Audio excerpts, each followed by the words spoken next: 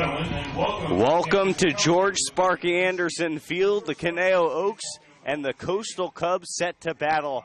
Jonathan Rifkin not with us today, but it's a pleasure to welcome in Jonah Malkin onto the broadcast this afternoon. The Conejo Oaks, they're very, very hot right now. Winners of 5 of 6 games.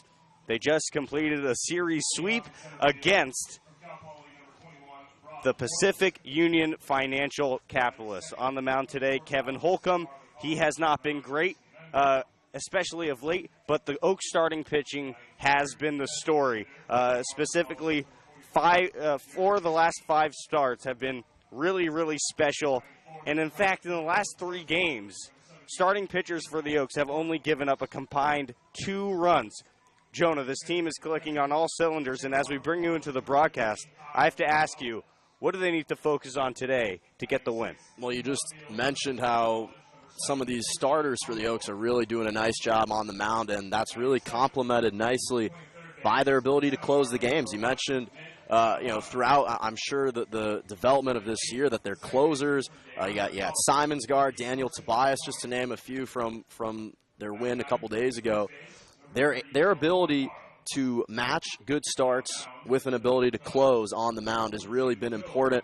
But the other thing that they need to do is to get off to better offensive starts. They're kind of slow out of the gates, don't develop too many hits until midway in the game, maybe 4 to 6 kind of innings. And really, I think they have to make it their number one priority to get off and get on to base early in the first couple innings of this one. Yeah, the Oaks have definitely been an offensive team later in the games. Jonathan and I have referred to them as a 9th inning, a 4th quarter team all season long. Let's get right into lineups. First, the starting lineup for the visiting Coastal Cubs, then the Oaks defense. Leading off for the Coastal Cubs, the center fielder from Cal Poly SLO, Brock Mortensen. Batting second, playing shortstop from Santa Barbara City College, Mason Metcalf. Batting third, also going to Santa Barbara City College, the DH, Jared Hiskey. Batting fourth, Gabe Barthelmess, the right fielder from Cuesta Community College. Batting fifth, Kyle Gonzalez. He's playing catcher today from Santa Barbara City College. After him, Christian Amador, the left fielder from Ventura College. Batting seventh, Nick Catalano, the third baseman from Santa Barbara City College. Batting eighth, Carson O'Connor, second base, DeAnza Community College. And rounding out the order, playing first base, Phil Quintaro from Santa Barbara City College. We're going to go right to Anthem. We'll be right back here on the Oaks Baseball Broadcasting Network.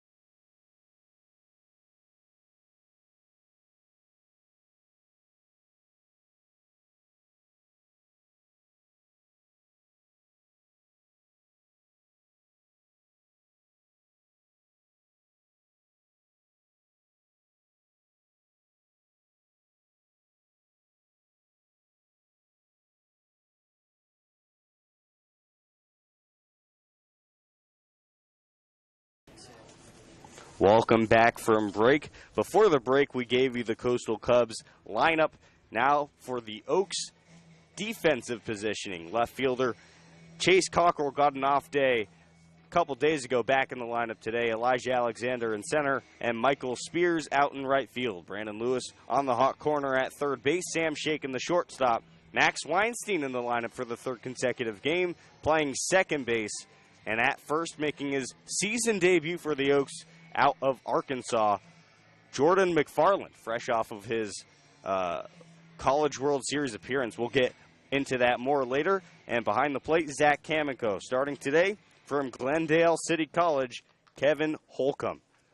And he's warming up on the mound. His last start was not his best for Holcomb. He only lasted 1 2/3 innings, gave up 3 hits, a couple runs, walked 3 batters, and also struck out 3. But his peers, the other Oak starters, have been great. It wouldn't surprise me if he follows suit because he has great stuff. Just a couple minutes from first pitch for Kevin Holcomb. His repertoire today: fastball, slider, and changeup. Head coach for the Coastal Cubs, Roderick Hutchinson. And actually, these teams faced off earlier this season. I believe it may have been the first game of the season for the Oaks. It was. And they came out on top, 9-3. They're going to look to continue that today. And Coach Solis told us before the game he's looking to get a lot of guys some playing time today, especially on the mound. He's going to go with a bunch of different arms. That should be an interesting look to today's game. And you're absolutely right, and I'm sure the Coastal Cubs have made plenty of adjustments since that time. They played exactly a month ago from today. They played on June 3rd, opening day, as you mentioned, now July 3rd. So they scored 3 runs, but they still gave up 9, so expect them to try and plate some runs in this one. Yeah, starting lineup for the Coastal Cubs, very different than it was on opening day. Should be interesting to see these teams battle it out for the second time this year. And leading off for these Coastal Cubs, Brock Mortensen, the center fielder, digs in. We're just about ready for first pitch. Holcomb's on the mound, ready to go. Peers in for his sign from Cameco. A deep breath, and the first pitch today at 4:34 p.m. On the outside corner, 89 miles an hour on the fastball. 0-1.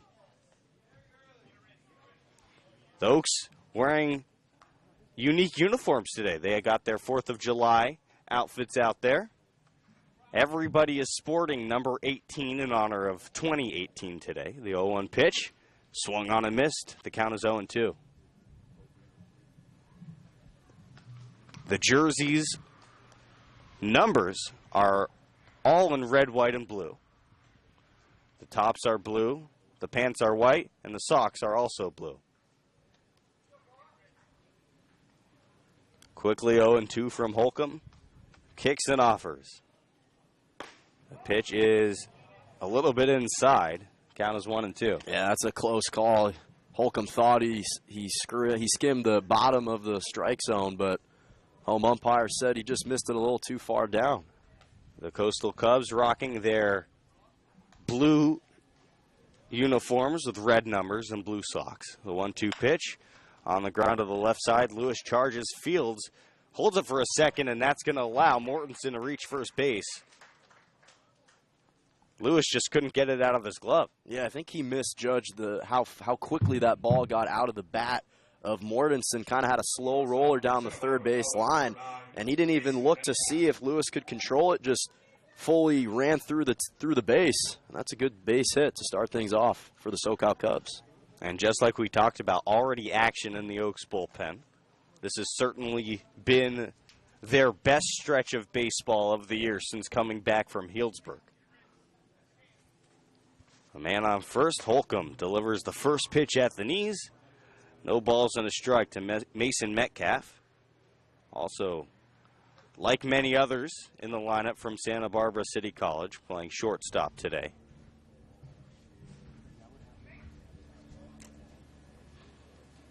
Oh and 1. Holcomb delivers. The runner goes, but it's fouled off out of play to the right side. The count is 0-2. Metcalf appeared in the first game against the Oaks this season. He went 0 for 3 with a walk and a strikeout. And in that game, the Oaks actually used 8 different pitchers to start off the season. A lot of arms. Coach Solis was feeling it out a little bit at the start of the year. He's got it more figured out now. 0-2 fouled off into the parking lot, and we'll do it again. That's a good fastball by Holcomb. Tested the patience of Metcalf with a high fastball up and in. Almost got him fully swinging on it, but Metcalf just able to clip that one out of play. Yeah, and that pitch also sets up the off-speed away, or you could go right back upstairs. Let's see what they decide. Cameco and Holcomb on the same page, but first a throw over to first, not in time.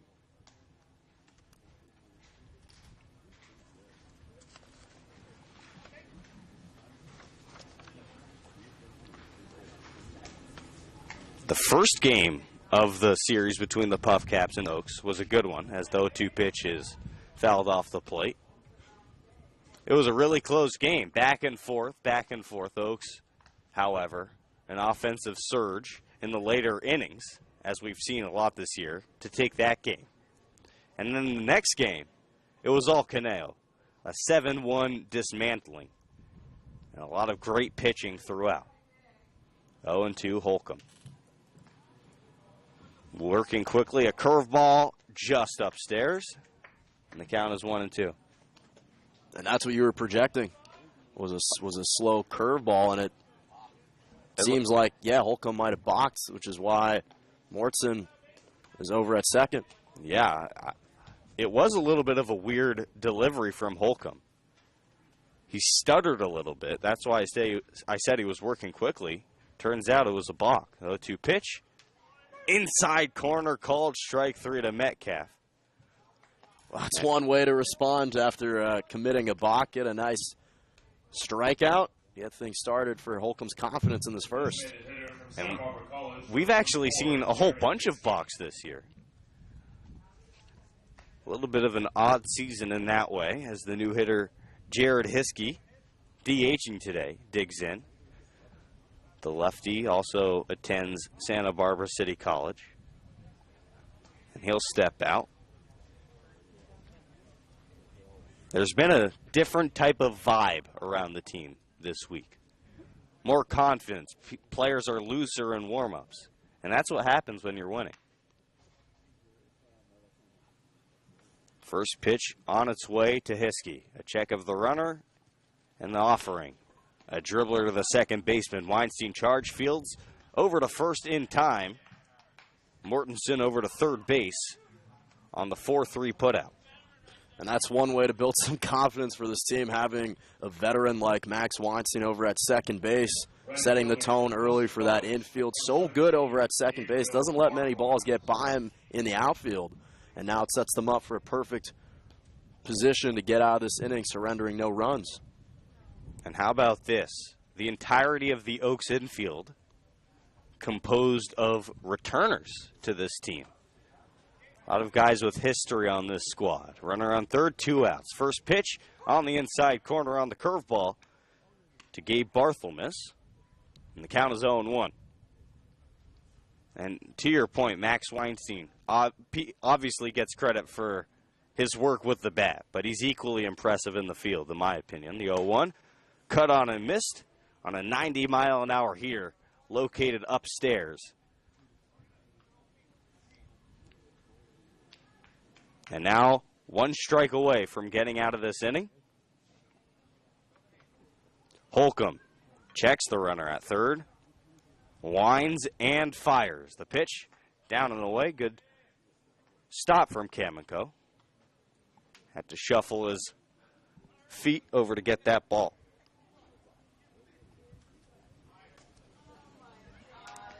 One ball and 2 strike. Kyle Gonzalez on deck. Holcomb rocks and fires.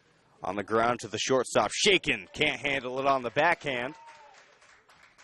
Coming in to score, Mortensen, and the Coastal Cubs quickly taking a 1-0 lead.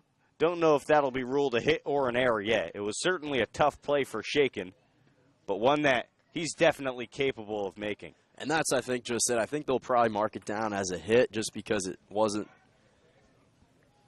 an easy ball to catch, but instead they'll mark it as an error. And I guess you mentioned it is the ball that he could have gotten to, tried to backhand it off his glove, but nonetheless a tough play for him to make, but something we're certainly accustomed to seeing him do in the past. Yeah, we're definitely a little bit spoiled with Shaken at shortstop. He makes tough plays look routine often. Holcomb delivers a 91-mile-an-hour fastball inside to Kyle Gonzalez, and the count is 1-0. Good crowd on hand today at Cal Lutheran. Doesn't match the crowd of the Puff Caps the last few days. Next pitch on the ground to Weinstein, no problem. Over to McFarland at first base to end the inning. The Cubs take a 1-0 lead on a run, a hit, an error, and also a runner left on base. You're watching Oaks Baseball on the Oaks Baseball Broadcasting Network.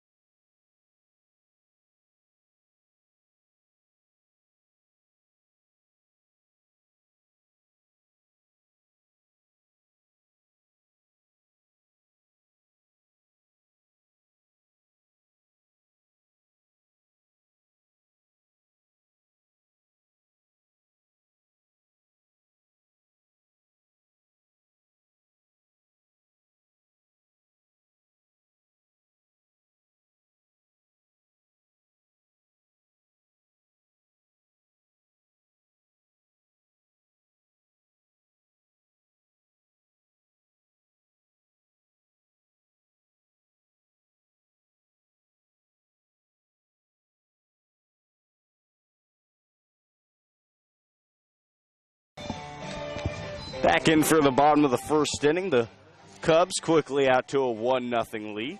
And now the lineup for your Conejo Oaks. Leading off, playing right field out of Ole Miss, Michael Spears, and the 2-hole Max Weinstein, a graduate of Cal Lutheran University. Batting third, Brandon Lewis. He's playing third base. He's attending UC Irvine in the fall. Batting fourth, Chase Cockrell from Ole Miss, playing left field. Batting fifth, making his Oaks debut, at least this season, from Arkansas, the first baseman Jordan McFarland. After him, Sam Shaken, the shortstop out of Valparaiso. Seventh, Elijah Alexander, the center fielder out of UT Rio Grande Valley. Bailey Holbrook is DHing and batting eighth. He attended Union College this past year. And batting ninth, rounding out the order, Zach Kamenko, the catcher out of UNLV. Spears about to step in. Ready to start this one off. Spears got off to a really tough start this season. Picked it up this past week, but he's been struggling his past few games. First pitch, 86 up and in. The count is 1-0. Spears got the day off 2 days ago. And in the game before that, he was 0 for 5. The 1-0 pitch down and away. The count is 2-0. Spears is actually 0 for his last 9. Going back to the game against the OC Riptide, where he doubled in the 9th inning. 2-0 to Spears. The kick and the pitch. Swinging a lazy fly ball, but out of play. And the count is 2-1.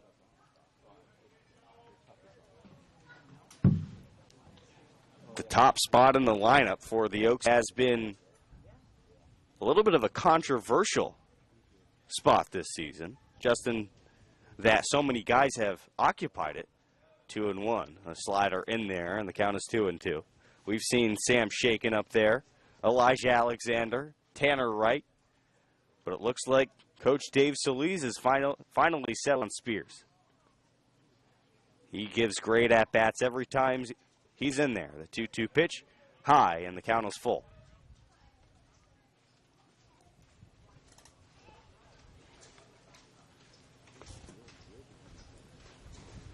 Full count pitch from Joe Kinski out of Santa Barbara City College. A big deep breath in the pitch. Off speed on the corner. Spears can't believe it, but he goes down looking to start this ball game off. Wow, that's a nasty curveball on the outside by Kinski. You mentioned it. Spears was stepping in there, probably expecting a little faster ball, more in the middle of the strike zone, but instead got fooled on the outside, and that's a great start for the Coastal Cubs. Max Weinstein, the new hitter. Perhaps the most decorated baseball player in Cal Lutheran's history. First pitch. Cut on and missed, 0-1.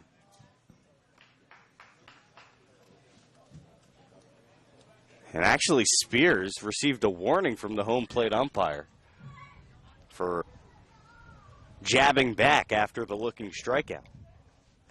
Now 0-1 to Weinstein.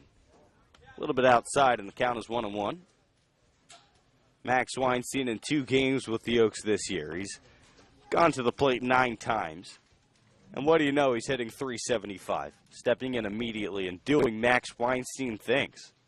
1-1 pitch. Outside again.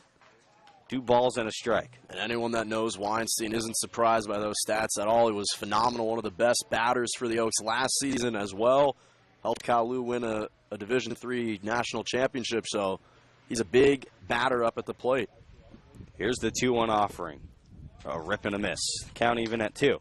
And actually, Max Weinstein, the first pitch he saw in this summer season, in true Max Weinstein fashion, he hits a bullet to dead center field off the wall.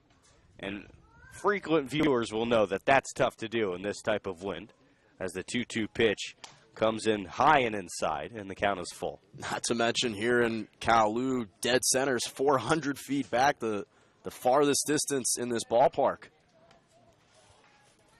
Yeah, that was a home run in almost any other field in the country, in my opinion. 3-2. Inside, Weinstein draws the walk. He's aboard with 1 out in the inning.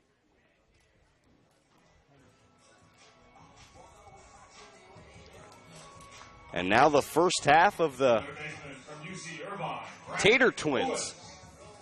Brandon Lewis and Chase Cockrell going back to back. I like to call them the Tater Twins because of how many home runs they hit. Weinstein gets a pretty good lead off of first base. The first pitch into Lewis fouled back to the screen, and the count is 0-1.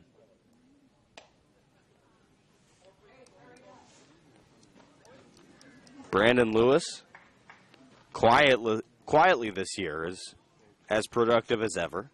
275, 2 home runs, which is tied for the lead on the team, and he has 12 RBIs, which is the solo lead on the team. The 0-1 pitch from Kinski. Down and in, and the count is 1-1.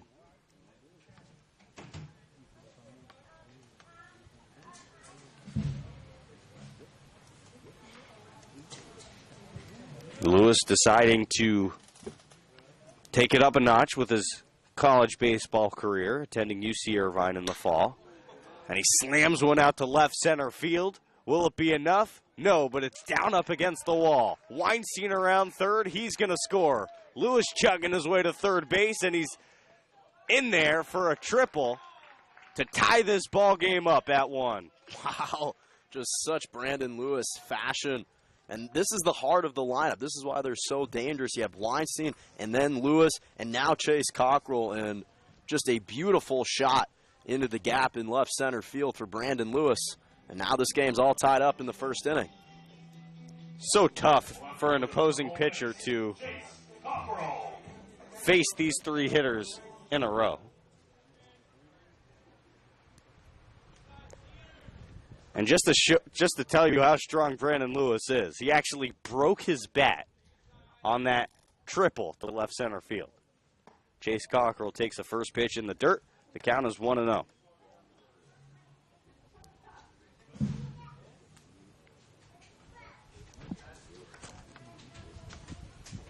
That was Brandon Lewis's first triple of the season. Now he leads off of third base. The 1-0 pitch to Cockrell. Down and in, and the count is 2-0. On deck, Jordan McFarland. It's been a little bit of a whirlwind for him the past few days. He just came back from Oklahoma City. 2-0 pitch driven deep to right field. Carrying, and is that gone? Yes, it is. Just over the leaping glove of Barthelmess in right field. Chase Cockrell goes deep, and that is his 3rd home run of the season. Now he leads the team by himself. Wow, that one just kept carrying and carrying. Gabe Barthelmess was trying to see if it might just come up a little short of the right wall, but just kept carrying and carrying. And perfect start for this Oaks ball club. Now 3 runs in the first opening inning. 3 runs on 2 hits. Brandon Lewis hits a triple, and Chase Cockrell was having none of it. He had to one-up him. And he just hit a bomb to right field. The first pitch is a strike to McFarland, making his season debut. As I was talking about, he was playing in the College World Series just a few days ago. Obviously a heartbreaking loss for Arkansas, as the 0-1 pitch is called a strike. The count is now 0-2. And now he's here in Thousand Oaks playing his summer ball. A constant grind for these guys trying to pursue a career in baseball. 0-2 inside, and the count is now 1 ball and 2 strikes. But we're happy to have him because such a talented hitter from the right side of the plate. 1-2, swung on a missed. McFarland goes down for the second strikeout of the game and of the inning. And now Sam Shakin will step on in there. And that's a good response for Joe Kinski. Develop some confidence back. He just gave up back-to-back hits that have led to 3 unearned, or all earned, runs. Way to build some confidence getting a strikeout on McFarland. Sam Shakin ready for the first pitch from Kinski. Outside and away, 1-0 on the off-speed pitch. And just to describe to our viewers, I know our camera work isn't quite ESPN HD, but that Cockrell home run had so much slice to it. It almost started in dead center field, and it just carried the wind on out of here. A 1-0 pitch down and in, 2-0. And also Barthelmess out in right field. I thought he robbed that home run for a second. He made a really good play on that ball, just couldn't quite grab it. That's a home run that maybe only Chase Cockrell can achieve in the CCL as the 2-0 pitch is low, putting the count at 3-0. I don't even think Barthelmess had an idea quite where the ball was. He was trying to use his glove to block the sun. 3-0. Shakin takes it. He's aboard for the second walk of the inning. Elijah Alexander, the new hitter. And whenever you have a guy like Elijah Alexander hitting 7th, you know that your lineup's in pretty good shape. He's certainly a big bat. Elijah Alexander batting .341 this year. So that big lefty, he can certainly hit one out of the ballpark if you give him a good pitch. Certainly can. First pitch away, and the count is 1-0. Alexander probably has the award for longest home run of the season, as he cuts and misses at the 1-0 pitch. And his longest home run was a shot up against the fence about 80 feet beyond the right field wall. 1-1, down low, and the count is 2-1. So hit off of that fence, which is 400 feet away. That ball must have been destined to be at least 420, 430 off the bat.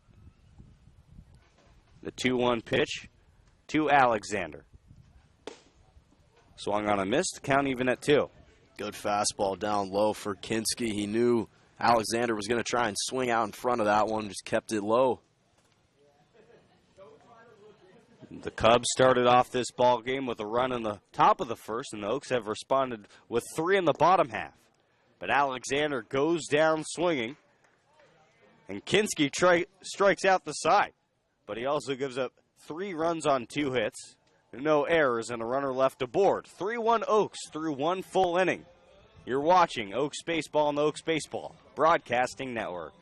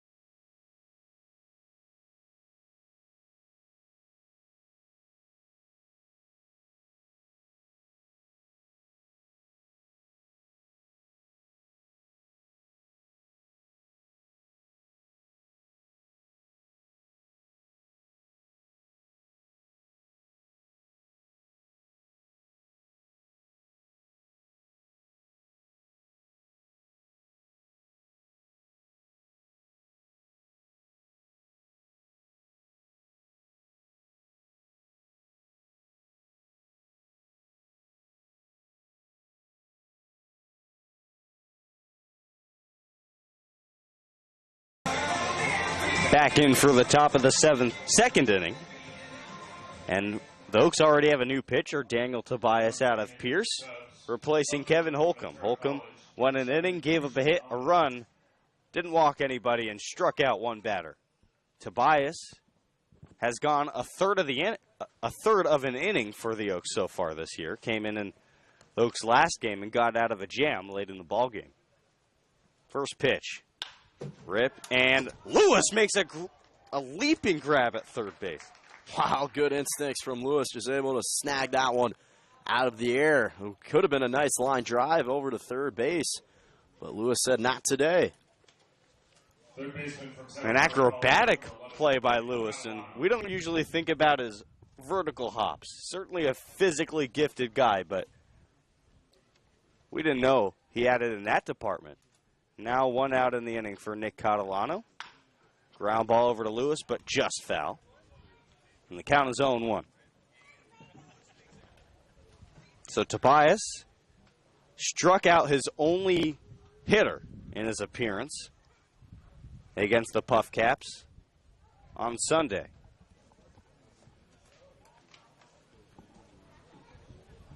Oh and 1 to Catalano. Third baseman out of Santa Barbara City College takes a curveball high, and the count is even at 1. Oaks, more action in the bullpen. Looks like Jerry Ramirez getting some work out there. Tobias peers in for a sign. Kicks and offers. The 1-1 pitch, off speed, and the count is 1-2. Beautiful off-speeder on the inside, especially because Catalano's expecting a fastball. And Tobias just kind of fooled him. That looked like a changeup from Tobias. Fastball, curveball, change combination. 1-2 hits on the helmet, it looks like. That's why you wear them, folks. And Catalano aboard with the hit by pitch. Yeah, not exactly what he was looking for. Was hoping that curveball was going to break a little sharper over the plate, but instead it just kept coming, and Catalano just decided to take one for the team and let it hit his head. It was an off-speed pitch from Tobias. Slipped off his hand and couldn't locate it how he wanted to.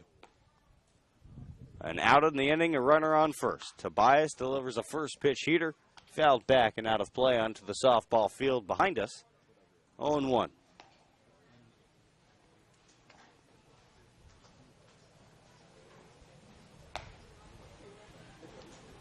Another pristine day in Thousand Oaks, as we're often spoiled getting.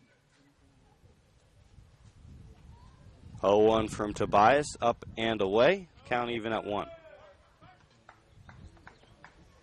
The Oaks will have the 4th of July off tomorrow and will likely be back on Thursday. Not 100% confirmed, but we'll let you know as soon as we know. 1-1 pitch, downstairs, 2-1.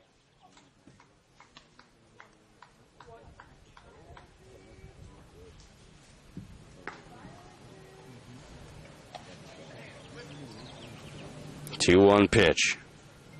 Tobias checks the runner and offers. Lined into right field. Michael Spears makes the running catch. It was hit hard, but Spears too good defensively. Had a good beat on that baseball for the second out of the inning. It seemed like that hit by O'Connor might have been able to get away from Spears, but he's able to track that one down nicely. First baseman from Santa Barbara College, number 42, The Oaks, I think, are one of the better defensive teams in the CCL. Obviously, your right side of the outfield is all taken care of with Spears. Elijah Alexander, one of the most talented center fielders in the CCL as well. We'll get into the infield after this pitch. Skied out to left field. Cockrell on his way, down against the wall.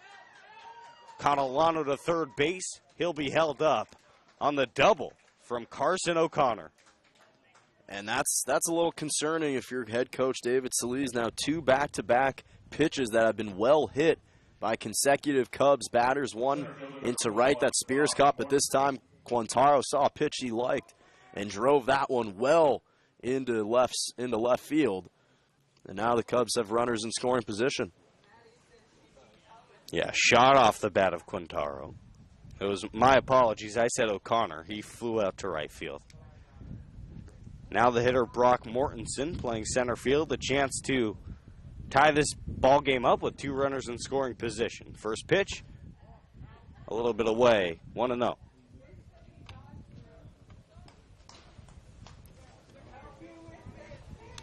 Anyway, the Oaks infield, obviously you have Shaken at shortstop. He's pretty special. 1-0 pitch, away again, now 2-0. Brandon Lewis has made strides defensively this season. Turned himself into an above-average defender. Bart West, very solid at first base, and Tanner Wright, the usual second baseman, also very talented. 2-0, again away. And now Tobias falls behind, 3-0.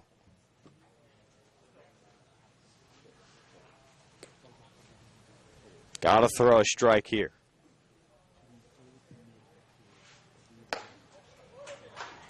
And he walks him on 4 pitches. Which I take back is not the biggest deal in the world. And here's why. Metcalf, the new hitter, is batting now with 2 outs. You have a right-on-right matchup. And Metcalf is 0 for 1 with a looking strikeout. Not to mention he was 0 for 3 the last time these two teams played just a month ago. Tobias trying to find his way and wiggle out of this inning. First pitch away, count is 1-0. Not to mention now, if you're the Oaks, the entire infield, you can play any base, whichever one is closest to you, so you don't have to focus on trying to get it to a specific bag. Good point. 1-0 from Tobias. The kick and the pitch at the knees, 1-1.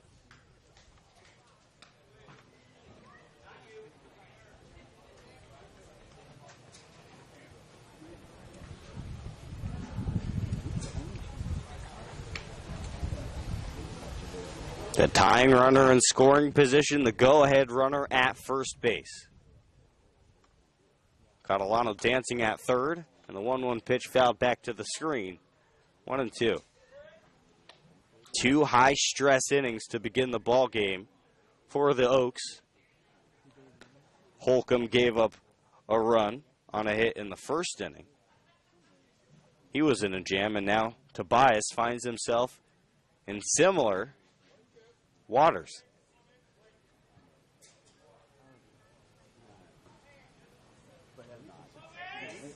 One and two. Tobias the pitch. He hung a curveball and almost hit Metcalf in the head, but he ducks out of the way. And that could have been the exact same pitch, or that was the exact same pitch that Catalano let hit him in his helmet, but Metcalf didn't want to feel the same after that pitch. 2-2.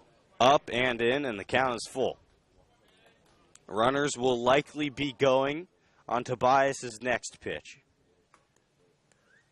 as they often do on a 3-2 count, especially with 2 outs in the inning.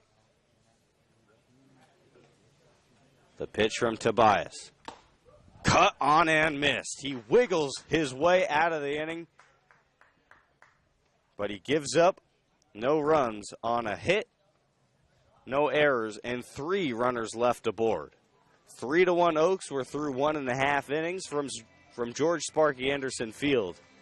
The Oaks back to bat, led off by Bailey Holbrook in the bottom half of the inning when we come back on the Oaks Baseball Network.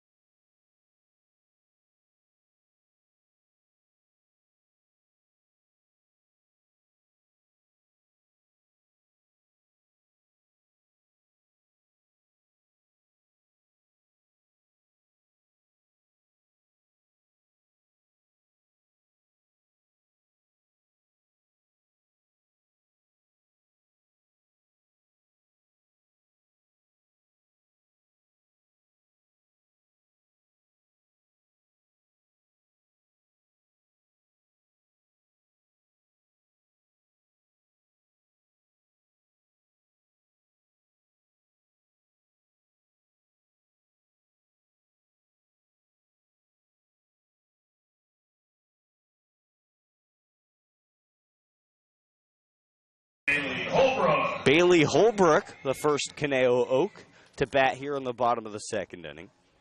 Received an off day on Sunday, but the day before he broke out of his slump in a big way with a seventh inning bomb to right field.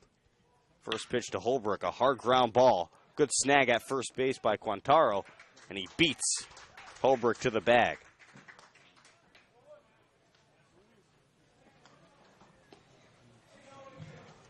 And now, Zach Kamenko digs in for his first plate appearance.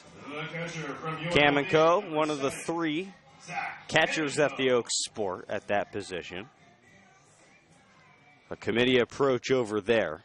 Kamenko's done his job, though, hitting .273 on the season. He's got a knack for the big hit.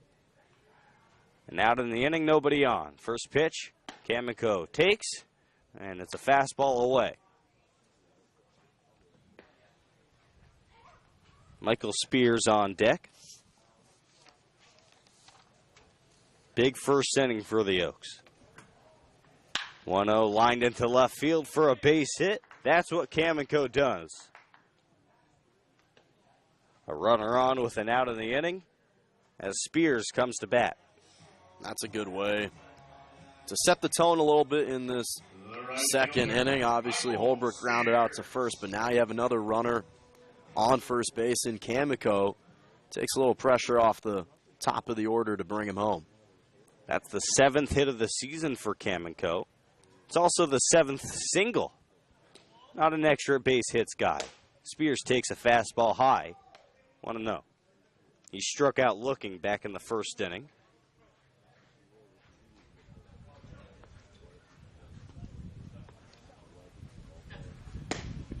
Next pitch down and away, 2-0. And you better not walk Spears because you got the three-headed monster coming up after him. Weinstein, Lewis, and Cockrell. All three of those guys reached base in the first inning. Weinstein the walk, Lewis the triple, and Cockrell the big home run to right field.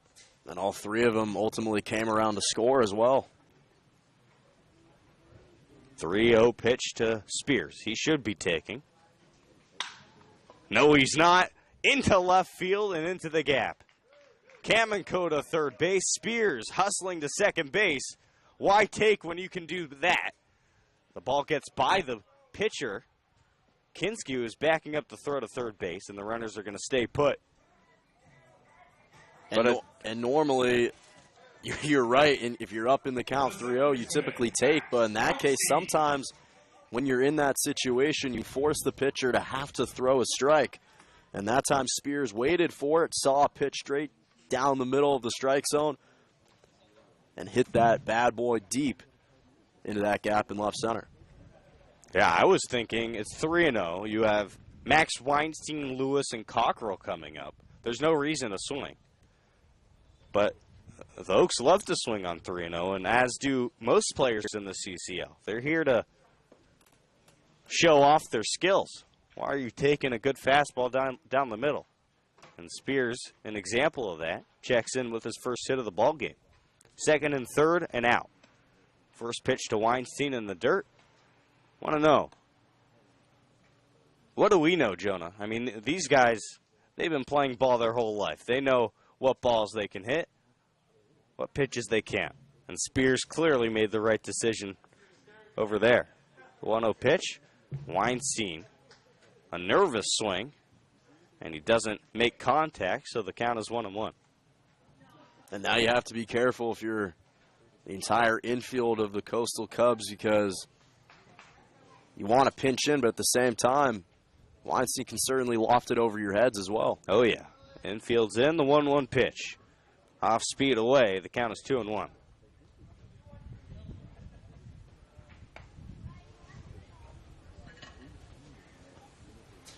As we mentioned, Max Weinstein walked in the first inning, came around to score on the Brandon Lewis triple. The 2-1 pitch almost gets away from the catcher Gonzalez, but a good backhand stop, and the count is 3-1.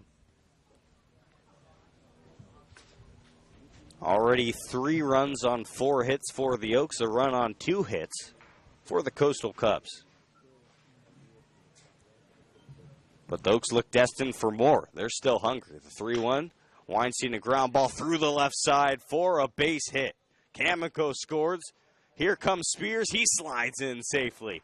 5-1 Oaks here in the bottom of the second inning on a Max Weinstein 2 RBI single to left field. Great hit by Weinstein, just able to slip that one into left field. And with the speed that Michael Spears and Kamiko possess, easily able to round the bases and come on home. Pardon me, that's now 5-1 Oaks. 2 runs on 3 hits in this inning. And now a meeting on the mound before Kinski will go after Brandon Lewis. And you talked about that daunting 2-3-4 lineup of the Oaks, and instead it was started off by Kamiko, followed by Spears, followed by Weinstein, and now Brandon Lewis with an opportunity once again to plate more runs. The Oaks are hungry. Just because they've been hitting the past week doesn't mean they don't want more. Always wanting to score runs. It's the goal of baseball. Off speed away. Want to know. The catcher Gonzalez thought about throwing over to first base to get Weinstein, but no throw was needed. A ball and no strikes to Lewis. A lot of room down the left field line and in right center field. 1-0 pitch, curveball, caught the corner at the knees, 1-1. That's a good break by Kinski. Lewis thought that might drop below the strike zone, but it started up in the shoulders and just able to snatch that outside corner. Weinstein just got his second and third RBIs of the season as the 1-1 pitch gets away from Gonzalez. And Weinstein moves over to second base on the ball.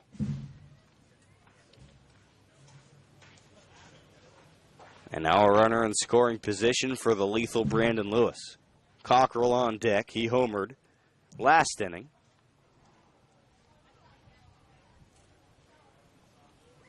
Kinski gets his sign, takes a deep breath, checks the runner, and offers.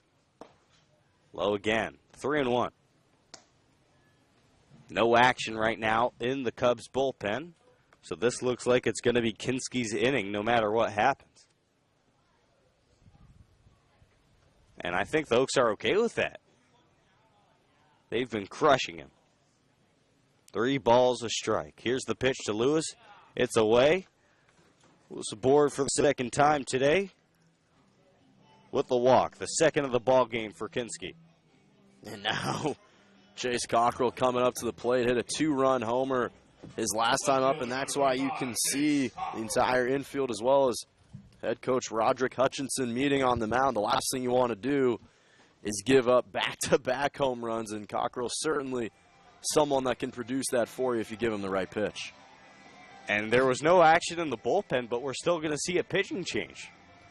The Oaks have runners on first and second with 1 out. They're up 5-1. We'll give you Kinski's final line and the new pitcher when we come back here on the Oaks Baseball Broadcasting Network.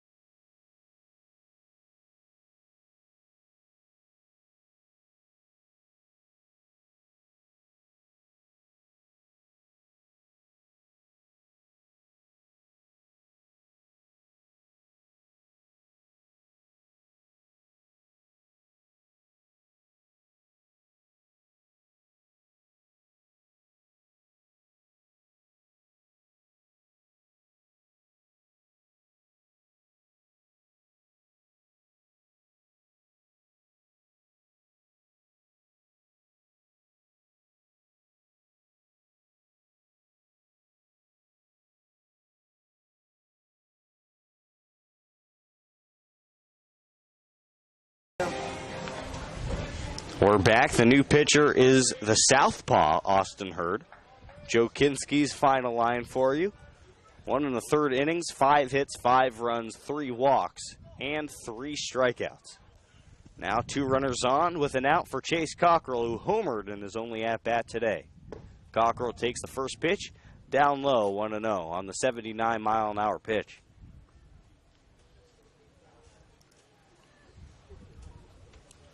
Three SEC players in the Oaks lineup today. Pretty sure that's the most of the season. So the 1-0 pitch is high. Count is now 2-0. Obviously, Angus Denton, a member of the SEC, out in the bullpen. I might be missing a few. Those are just what comes to mind. 2-0 pitch to Cockrell. Cockrell, a high, deep drive to left field, way, way back, and gone! Chase Cockrell, 2 for 2, 2 home runs, and it is blowout city here in Thousand Oaks, 8-1 Caneo. Wow. Initially, I thought it just might be some speculation. If you don't make the pitching change, he could do it to you again. This time, even with the pitching change, Cockrell said, doesn't matter who you put on the mound, I'm going to take a pitch I like, and I'm going to hit that one over the wall. Back-to-back home runs for Cockrell. Wow. Great start for him this one. Absolutely. Cockrell wishes Hurd a good welcome to this ball game. Doesn't matter who he's facing, he's dangerous. First pitch to McFarland, a strike. McFarland struck out in the 1st inning. Now the Oaks 5 runs here in the 2nd. 0-1 pitch on the outside corner, 0-2. Chase Cockrell, his 4th home run of the season now. Now he leads any other Oak player by 2 bombs. At the beginning of the day, he was tied. 0-1 pitch is low. Excuse me, now the count's 1-2.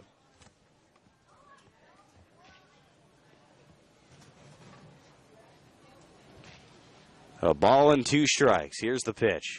Off speed away, count even at 2. Jordan McFarland was not an everyday starter for Arkansas, but that's a pretty hard lineup to crack. 2-2. On the ground to the second baseman, O'Connor. He fields casually over to first base in time for the 2nd out of the inning.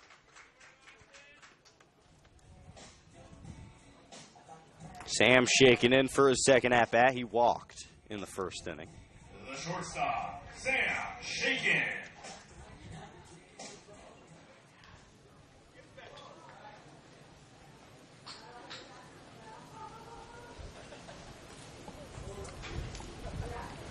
First pitch into Sam Shake. A rip and a miss, 0-1.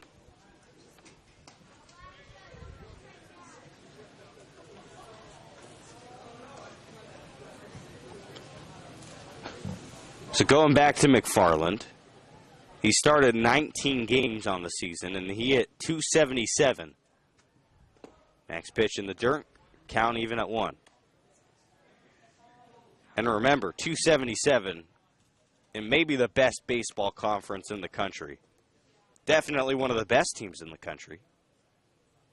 So the 1-1 pitch comes in, and it's down low. 2 balls and a strike to the Valparaiso shortstop.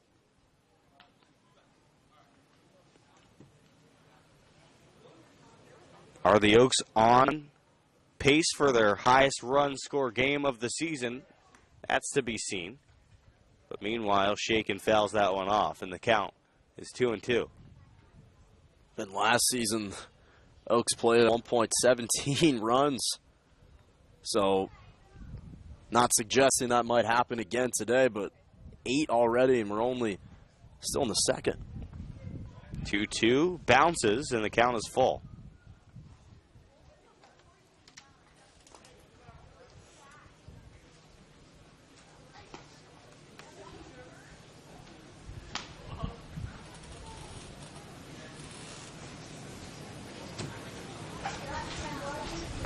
3-2 chopper to the third baseman, fielded by Catalano, but Shaken hustles and beats it out. That should be a hit. That's a great job by Shaken, beating out the throw from Catalano. Took a weird bounce, still able to make it, and almost got it to Quantaro, who stretched about 2 feet past the bag to try and snag that one, but just a half a second too late. And right now, the lead for most runs on the season is against the Orange County Surf when the Oaks poured on 14 runs. Alexander swings at the first pitch, and a sky-high pop out. In the infield, it drops in fair territory, but it rolls foul. That might be the weirdest foul ball I've ever seen. And I say that a lot. I say there are a lot of weird plays.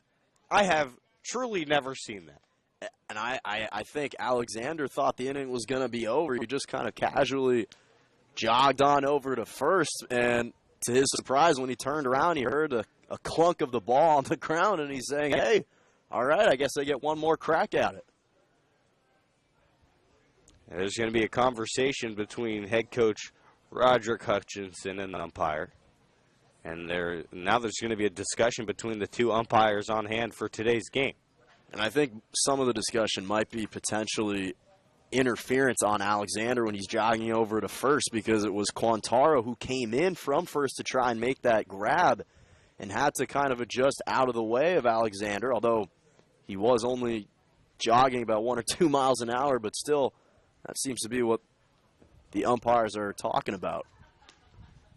Elijah Alexander, who had a huge smile on his face after that one dropped. He knew he'll probably never see one of those ever again in his baseball career. He got away with one there. 0-1 pitch, shaken on first base, the throw over, not in time. Alexander struck out to end the first inning, trying to avoid the same fate here. The 0-1 offering. Fouled back to the screen, 0-2.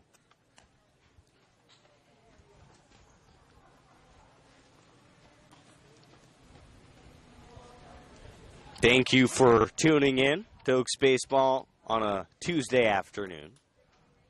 Always appreciate the support. 0-2 to Alexander. Ground ball over to second base. O'Connor Fields sets his feet over to first base in time. But the Oaks strike. 5 runs, 5 hits, no errors, and a runner left aboard. They're cruising right now, 8-1 over the Coastal Cubs. We're through 2 full innings from George Sparky Anderson Field. Don't go anywhere. You're listening and watching to Oaks Baseball and Oaks Baseball Broadcasting Network. Ryan and Jackson going ahead.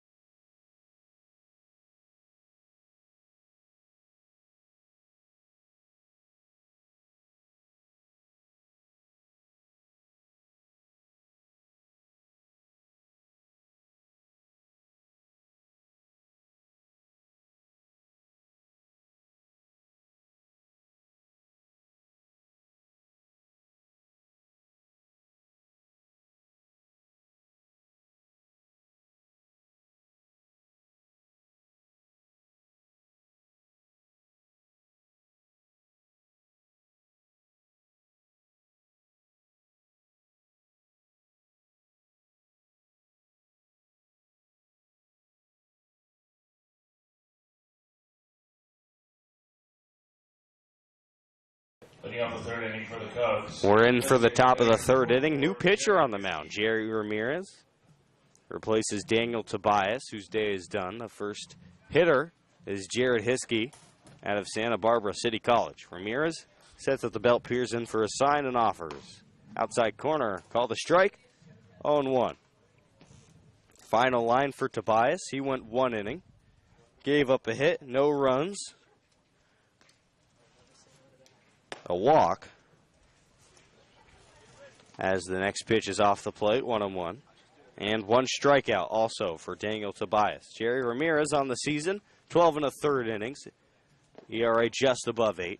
As the 1-1 pitch is cut on and missed. And the count is 1-2. Story of the day? Well, it's been Chase Cockrell. 2 innings, 2 bombs. 1-2 from Ramirez. At the knees, called strike 3. That's a simple way to put it. Pretty much he's accounted for 5 of the 8 runs, so I think it's fair to say he's had a relatively good day at the plate. Absolutely. The third strikeout of the day for Caneo, who have gone with 3 pitchers already.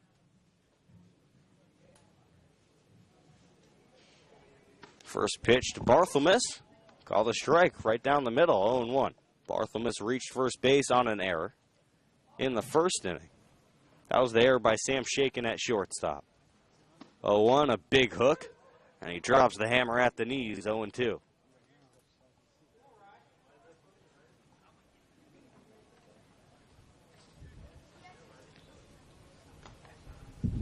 No balls, 2 strikes. Ramirez offers. A little bit away, 1-2. And Chase Cockrell, obviously one of the most talented hitters on this team as the 1-2 pitch comes in. And is a little bit low, count even at 2. So he's one of the most talented players on this team, but I think he's been a little bit shortchanged by us. He's yet to receive one of our famous Oaks post-game interviews. The 2-2 pitch, ground ball over to Shaken. This time he gets it, sidearm over to first in time to get him. 2 outs in the inning. Yeah, there was no way Shaken was going to risk letting that one get by him again. Had the only error of the game the last time, but he said, I'm going to make the play this time around. Yeah, Barthelmess 2 ground balls to shortstop. One time he got lucky with the error by Shaken. This time he's aboard. Kyle Gonzalez now the new hitter. Grounded out to second base, his first time up. Ramirez just misses the outside corner on an 87-mile-an-hour fastball. 1-0.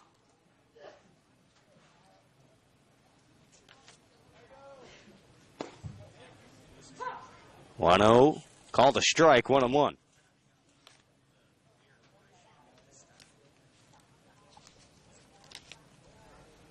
One ball, 1 strike. The pitch, big swing and a miss, 1-2. And now 1 pitch away from a 1-2-3 frame. Just what the doctor ordered for the Oaks. This has been an exciting but lengthy first 2 innings. There it is, a swing and a miss for the second strikeout of the inning. That's 2 for Ramirez. And now 4 strikeouts for the Oaks. No runs, no hits, no errors. Nobody left on base. All Caneos so far, 8-1 through 2.5 innings. You're watching Oaks Baseball on the Oaks Baseball Broadcasting Network. The Oaks would like to thank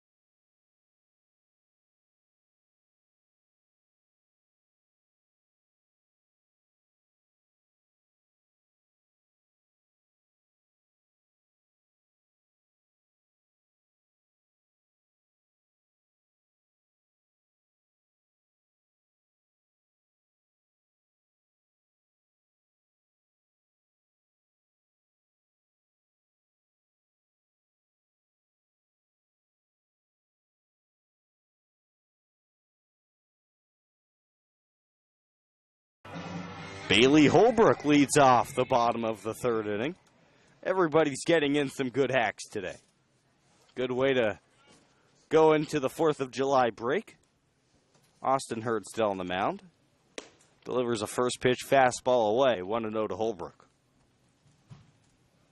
So we began to talk about Holbrook getting out of his slump his last time up, where he grounded out to first base. Now he swings through the 1-0 pitch, 1-1. Holbrook was really, really struggling at the plate, and he was the first to say it. Always aware of how he's doing. He was actually 1 for his first 25. 1-on-1 catches the outside corner, 1-2. But he broke out of that in a big way. And he was relieved that he broke out of it. Slugged a home run to right center field. A deep shot. 1-2, another curveball, this time high and away. Count even, 2 balls, 2 strikes. And it's hard not to be happy for this guy after he hit a home run. One of the nicest guys on this team. Strikes out right here for the first out of the inning. The first strikeout of the ball game for Austin Hurd. And now Zach Kamenko digs in for a second plate appearance. In true Kamenko fashion, singled and came around to score. And is only at bat in the second. 8 runs, 7 hits. An error for the Oaks. 1 run on 2 hits, no errors for the Cubs. Kamenko takes, and that's a ball outside, 1-0. The last time these teams played, the Oaks only had 7 hits. 1 of those taken high, 2-0. They've got 7 hits already through 2.5 innings. Yeah. They scored 9 runs on 7 hits their first time, their first game of the season. As 2-0 misses, and now it's 3-0. But they're not leaving anybody on base today. Well, they have 2. But what I mean is, the hits are coming, and the RBIs are here. 3-0 to Kamenko, taken away. Ball 4. That's a good at-bat for Kamenko. He got on with a base hit in the second, now takes 4 balls and able to reach base. He's just a patient batter, and he sets the tone for that rest of the top of the order for the Oaks.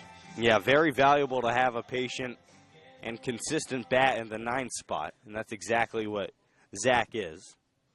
It's the first walk of the game for Austin Hurd as well.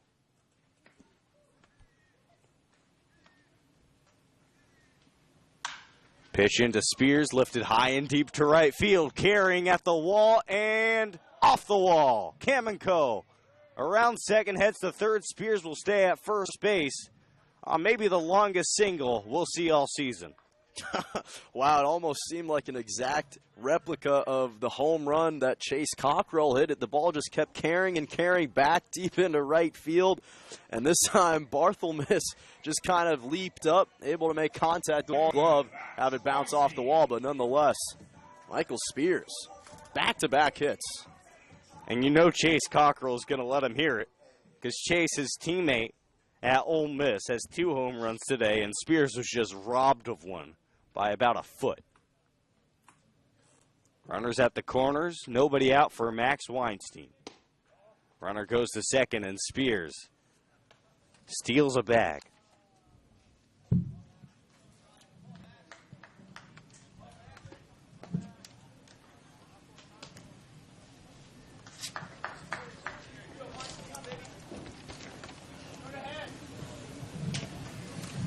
For Spears, that's his team-leading 8th bag of the season, as the 1-0 pitch is low. To Weinstein, 2-0. Max 1 for 1 today. A 2 RBI base hit in the second inning. He walked and scored in the first. Now runners at second and third, the 2-0 pitch. Weinstein swinging, gets under one in the infield. Quintaro calls everybody off, and it drops in fair territory and goes foul. That's a very confusing play. Weinstein clearly interfered with Quintaro, but there's nothing Weinstein could do. He's just running to first base. Did that one really go foul again? Man, I feel bad for Quintaro. That's 2 pop-ups that arguably he could have made 2 runner interferences. The poor guy's got to catch one of these pop-ups. Yeah, he's definitely got on the short end of the stick so far. So now it's 2-1 to Weinstein with an out and 2 on. Off speed. Catches the plate, 2-2. Action in the Cubs and Oaks bullpen. John Vergara up for the Oaks. There's the 2-2 pitch.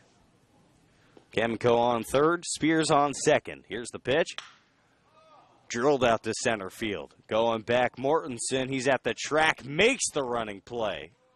But Kamiko will score on the sacrifice fly. And here comes Spears. Around third, he trips and will retreat back to third. He's shaken up. And now time is called. He'll walk that off. A long sacrifice fly for Max Weinstein. Hopefully he didn't twist an ankle or anything when he was trying to round third. But he certainly may have had the speed to round it. But nonetheless, a nice job from the outfield, able to get that ball into the infield pretty quickly. Yeah, Spears tried to catch the defense off guard. And I think he would have scored if he didn't trip around third base. Heads-up play, always looking for the extra run. And Brandon Lewis digs in for his third plate appearance and his second at-bat. 1 for 1, a big triple to left field, and a base hit. Excuse me, a base on balls. And you know that Chase Cockrell, with him lurking on the on-deck circle, is just hoping Lewis can get on base so he can get another crack at a multi-run home run. First pitch away, 1-0. Spears still shaking up on third base, but he's going to toughen it out and remain in the ball game. That's just his DNA. 1-0 to Lewis. High and outside. 2 balls, no strikes. A stat padding type of day for the Oaks so far. 2-0 to Brandon. We're going to miss, 2-1.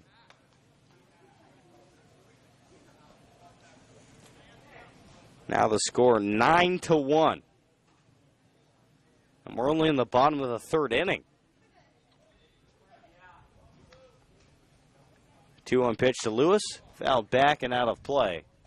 2-2.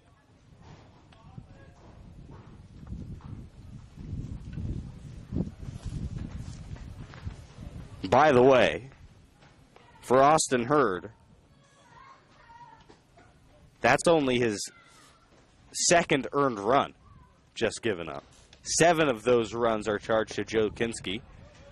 And Lewis swings and misses to end the inning. A run on a hit. No errors. A runner left aboard. 3 have come and gone. Canelo on top 9-1. We'll be right back here on the Oaks Baseball Broadcasting Network.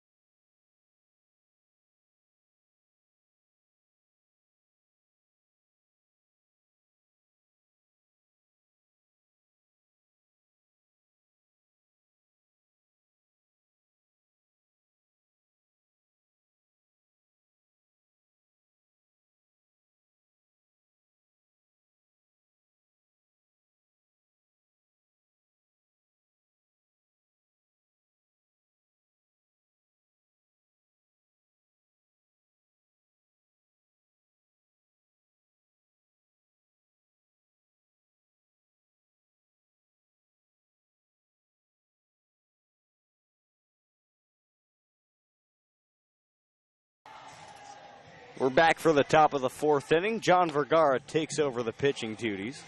And now taking over the play-by-play duties for the the fourth, fifth, and sixth innings in a 9-1 ball game. My broadcasting partner, Jonah Malkin.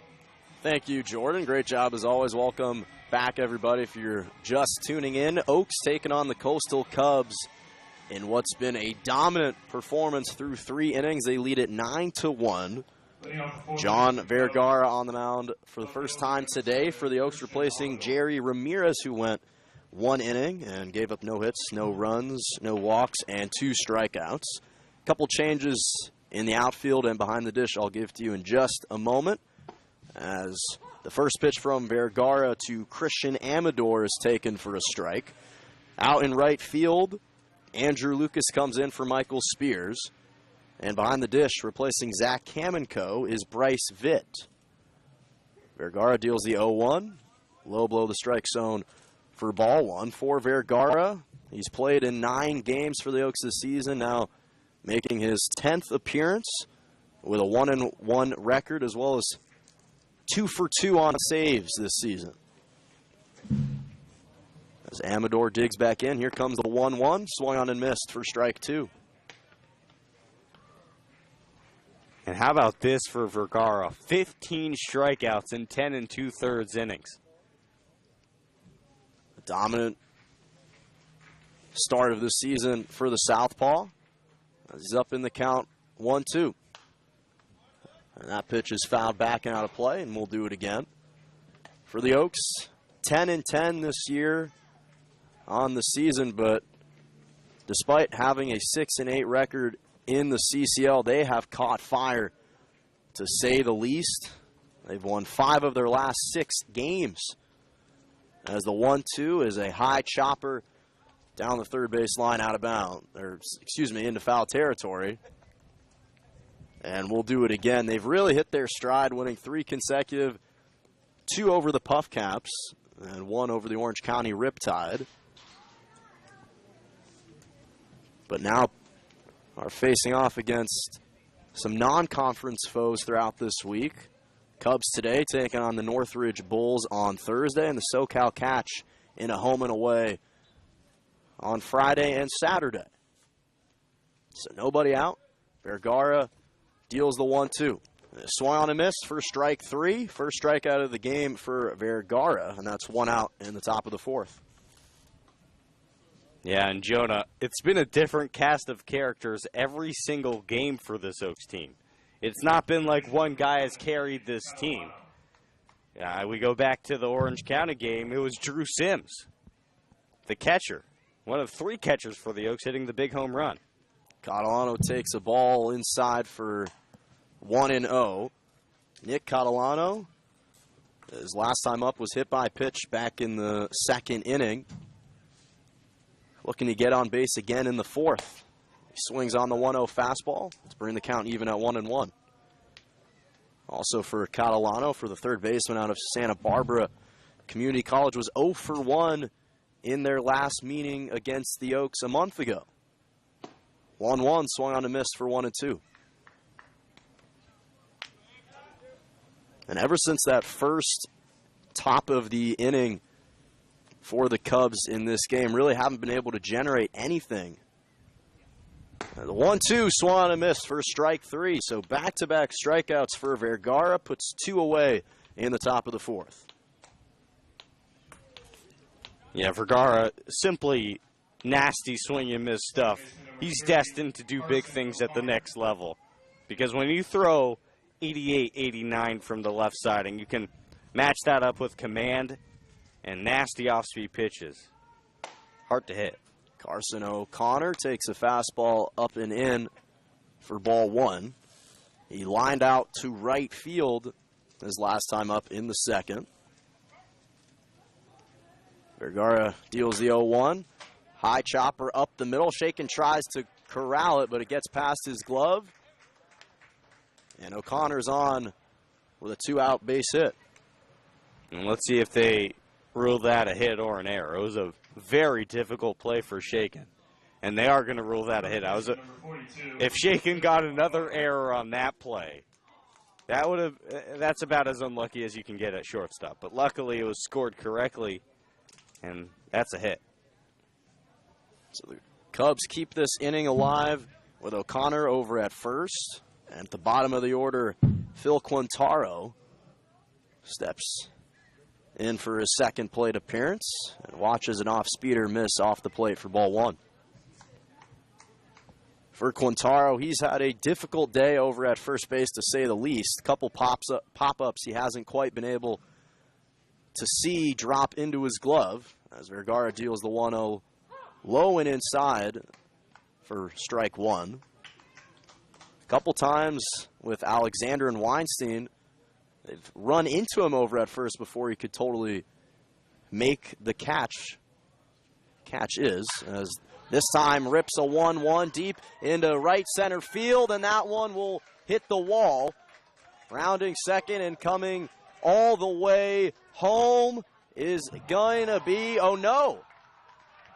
Wow, what a throw from Andrew Lucas all the way to tag out Carson O'Connor, who was rounding third, and that will end the inning. Wow, what a shot into the infield from Andrew Lucas. So take back that run on no runs come around on one hit, no errors, and one left on base, excuse me. Bottom half of the fourth inning, we go when we come back. You're watching Oaks Baseball here on the Oaks Baseball Broadcasting Network.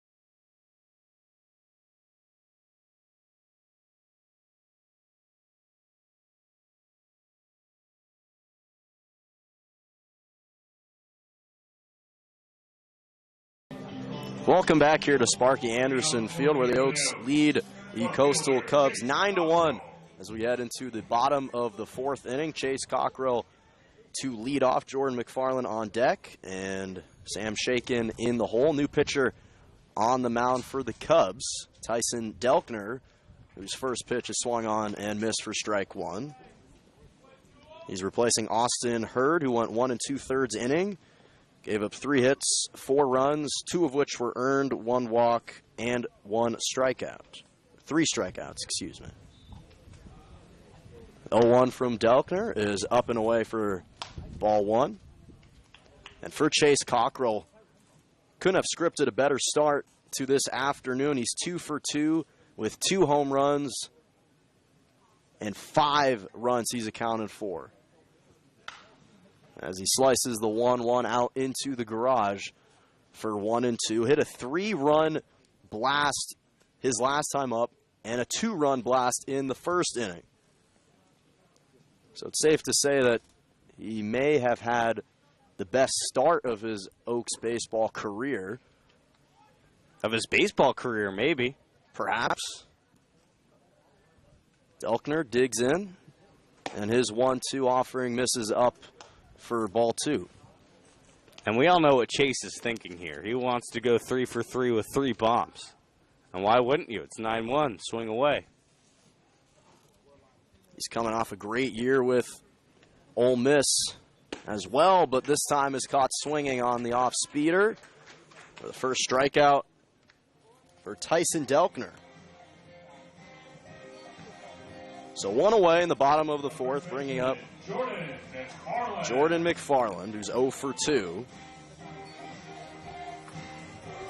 He was put out from second on a 4-3 putout his last time up, struck out in the first inning.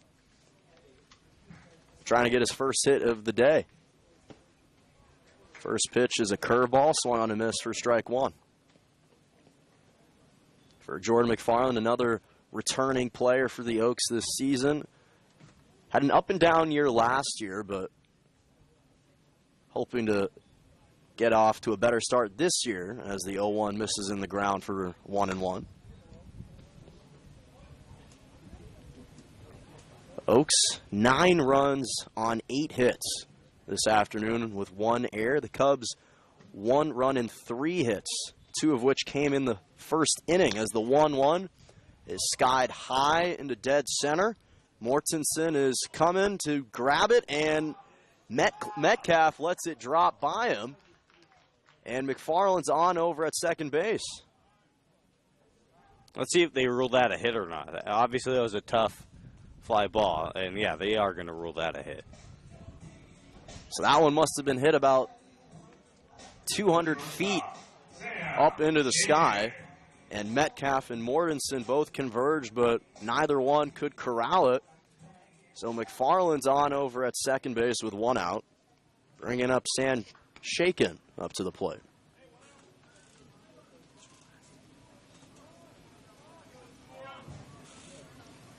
Shaken is 1 for 1. He's been walked, and he's hit a single in the second. Takes the first pitch low below the knees for ball 1.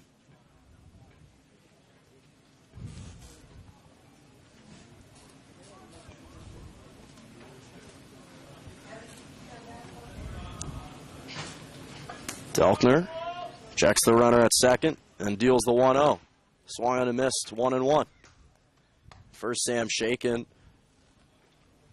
in his last game against the Puff Caps. He was 2 for 4 with an RBI. Was struck out once.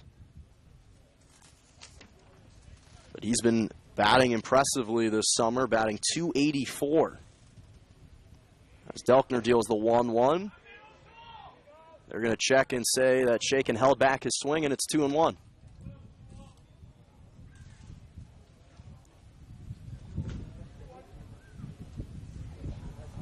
So McFarland over at second. 1 out in the bottom of the 4th. And Shaken trying to add to that scoring total. Lays off the 2-1 that just clips the top of the strike zone for 2-2. A questionable call. It seemed like that off-speeder might have missed. But home umpire said it clipped the top. So it's 2-2. Here comes the 2-2. Curveball, slow roller into the glove of Delkner. And he'll toss it over to Quintaro at first for 2 outs. McFarland does advance over to third, with Elijah Alexander coming up to the plate. Alexander is 0 for 2, grounded out to second his last time up and was struck out in the first inning. He's also still looking for his first hit of the day. Both he and Jordan McFarland were the 2 players that had yet to register a hit, along with Bailey Holbrook. So Alexander looking to bring McFarland home. First pitch taken on the outside for strike 1.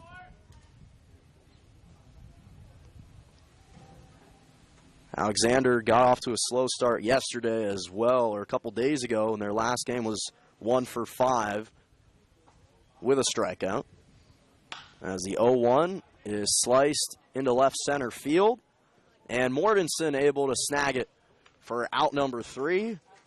So the Oaks plate no runs on 1 hit, no error, and 1 left on base. They lead the Coastal Cubs 9-1 as we're through 4 here in Sparky Anderson Field.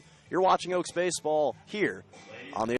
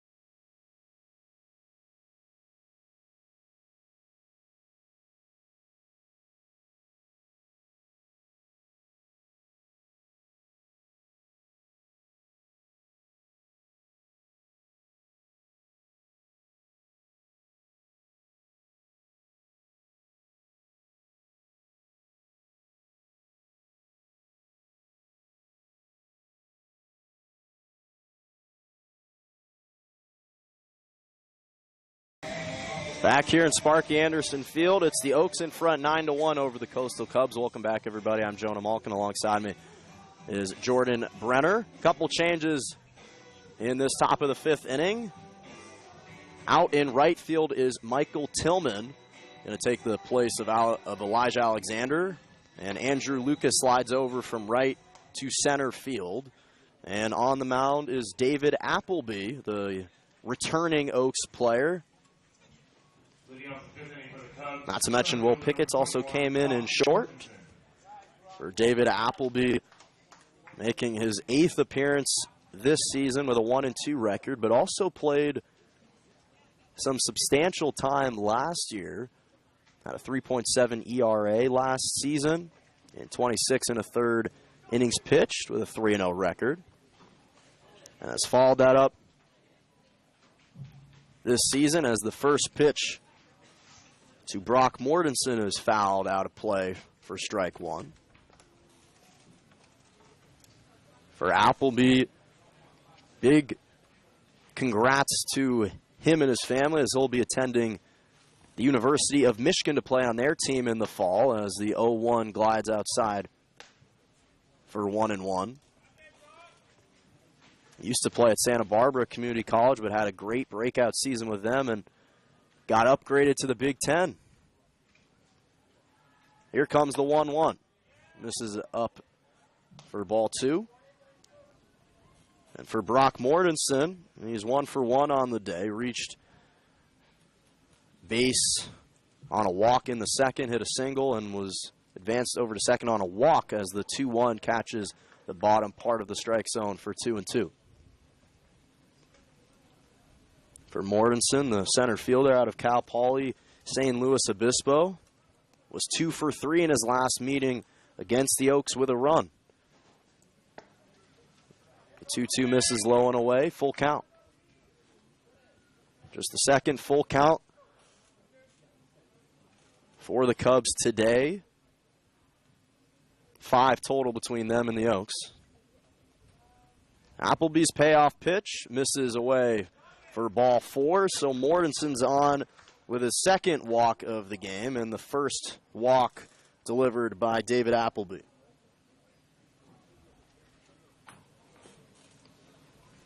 So 1 on, nobody away in the top of the 5th. Oaks in front 9-1. Cubs have only plated 1 run on 3 hits, 2 of which came in the first. And Mason Metcalf up at the plate. He's 0 for 2, shows bunt, but bunts it against the screen for strike 1. It's been a tough day for him. He was struck out in the second and was struck out looking in the first. So Mortensen over at first base. Takes a big lead. Appleby comes set on the mound and deals the 0-1. Slides off the plate, 1-1. Temperatures have cooled down a bit here in Sparky Anderson Field. Not usual, as July typically brings out the hottest times. Runner is going to go, the 1-1 taken, and the throw to second is not in time. So Mortensen advances on the stolen base, and Appleby's pitch misses up and in for 2-1. First base to be stolen of the game for Mortensen for either team.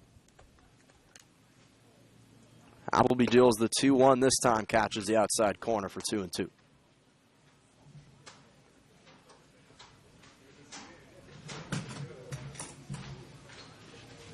This is the first time in a few years that the Oaks haven't actually played a game on July 4th, as the 2-2 swung on and missed. Vitt corrals it and makes the throw to first in time for out number 1. So the 2-3 put out puts 1 away. Usually the Oaks, the last 2 years, have taken on the Santa Barbara Foresters in back-to-back July 4ths out in Pershing Park. Both have been entertaining events. The first pitch to Jared Hiskey misses on the outside for ball 1. But surprisingly, this year they get the day off on July 4th before they will be back here at Sparky Anderson to take on the Northridge Bulls on Thursday at 4:30 p.m. 1-0 in the ground. Vitt able to keep it in front of him. That's 2-0. For Hiskey on the day, he's 0 for 2. He was struck out looking in the third and was out on the 4-3 put out in the first. Went 1 for 3 in his first meeting with the Oaks. Advanced on a walk and was struck out once. Appleby deals the 2-0 way outside, and it's 3-0. And one of the areas that Appleby was trying to work on this season is placement. He always had the velocity, but it's about being more accurate this season. So Mortensen takes a big lead off second, and the 3-0 from Appleby misses up and away again, and Hiskey's on with a walk. So 2 walks now for David Appleby in his first inning of work. And now coming up to the plate is Gabe Borthelmus. And this might be the guy for the Coastal Cubs that can generate some offense. Was phenomenal in their first meeting as he fouls one near the Oaks dugout for strike 1. Although today he's only reached base once on an error. He was 2 for 5 in their last meeting with an RBI. And finally, the Cubs have a runner in scoring position. Maybe he can bring him home here in the top of the 5th. So the Appleby's 0-1 just misses off the plate for 1-1.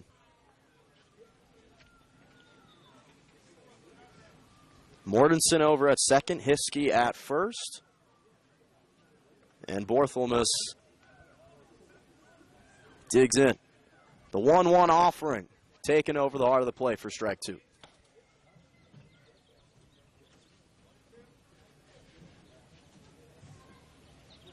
When Appleby's in the zone, He's very effective. Problem is, he hasn't consistently done that this season. Appleby deals the 1-2, taken on the inside corner for strike 3. His first strikeout of the game, and there's 2 outs now for the Oaks in the top of the 5th. So now an opportunity for him to get out of this inning with Kyle Gonzalez stepping up to the plate. 0 for 2 was struck out looking in the 3rd. But in desperate need of a hit here in the top of the 5th. First pitch to him gets past the glove of Vitt. And runners will advance to 2nd and 3rd. Mortensen over at 3rd, and Hiskey now over at 2nd on the wild pitch. And finally, the Cubs have a runner 90 feet from home plate. Gonzalez, another batter for the Cubs that actually played pretty well in the last meeting. Played limited time, was 1 for 1, however. As the 1-0 pitch clips the front of his grip. And it's 1-1. I thought it might have clipped his hand, but they say it clipped the part of the bat. So 2 on, 2 away, top of the 1st. Here comes the 1-1. Misses off the plate for 2-1.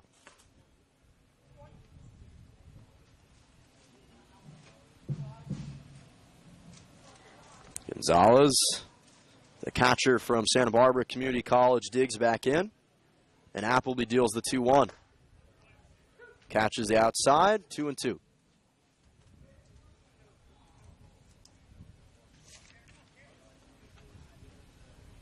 A bit of a slow-paced game this afternoon. Started at 4:30, already approaching hour number 2.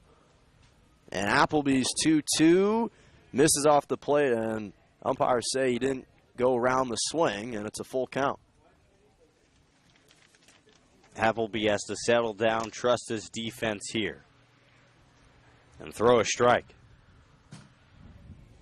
Appleby takes the sign, deals the payoff pitch, and misses low and inside. And the bases are loaded now with 2 outs for Christian Amador. So the 3rd walk now in this inning alone for David Appleby in a tight spot, but still with the opportunity to get out of this inning unscathed. And Christian Amador has struggled today. He's 0 for 2, was struck out his last time up in the 4th, and lined one out to Brandon Lewis at 3rd in the 2nd. But bases are loaded for him, and he swung on a miss for strike 1.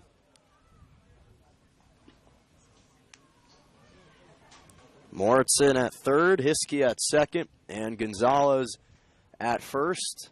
In the top of the 5th, Appleby's 0-1. Swung on and missed again for strike 2. Those are some really good curveballs right there for Appleby. Starting him over the middle of the plate and having the bottom drop out of him. Rewarded with 2 swings and misses. Appleby trying to get out of a tight spot in the top of the 5th. Deals the 0-2, 3 identical pitches, and another strikeout for Appleby ends the top half of the 5th inning. No runs come around.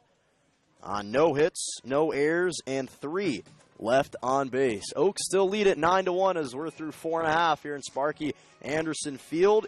8, 9, and 1 batters due up for the Oaks when we come back. You're watching Oaks Baseball on the Oaks Baseball Broadcasting Network.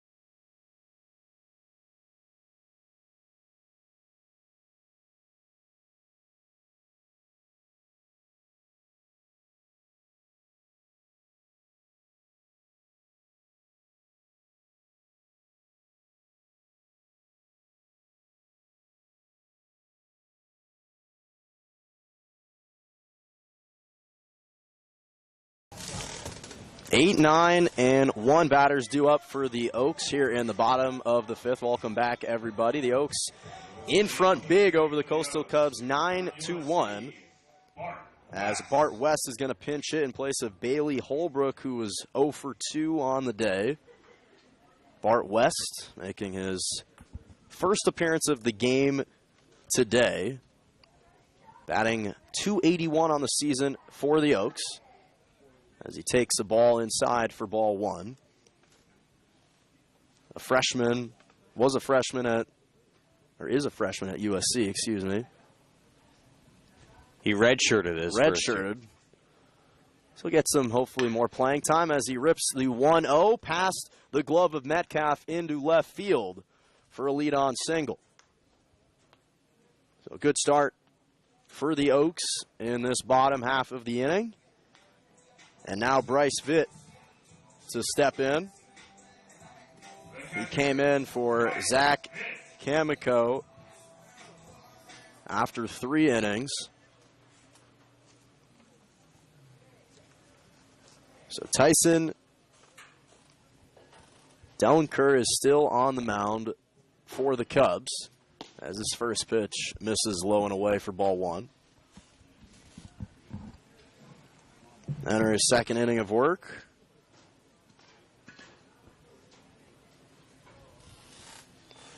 So 1 on, nobody away in the bottom of the 1st as the 1-0 curveball drops inside the strike zone.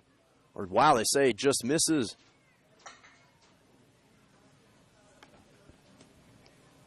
So they do actually correct it. Did drop in for 1-1. Another curveball is fouled out of play for 1-2. Bryce Vitt, the freshman from Westlake Village, California, batting .185 on the season. Plays at Pierce College, where he drove in 25 RBIs. But he's down in the count 1-2. Slaps one back against the screen, and we'll do it again. Westover at first.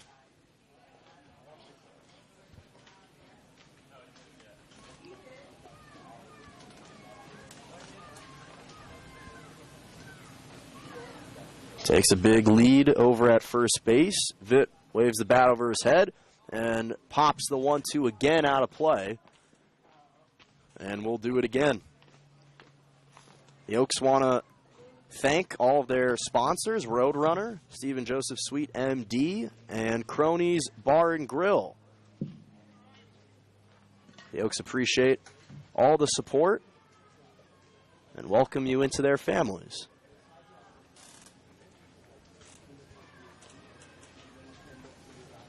So here comes the 1-2. This is up and away for 2-2. You know, I think Bryce Vitt is one of the most underrated players on this team. You know, Zach Kamiko and Drew Sims, obviously some great catchers. But Bryce Vitt, don't sell him short. He's also great.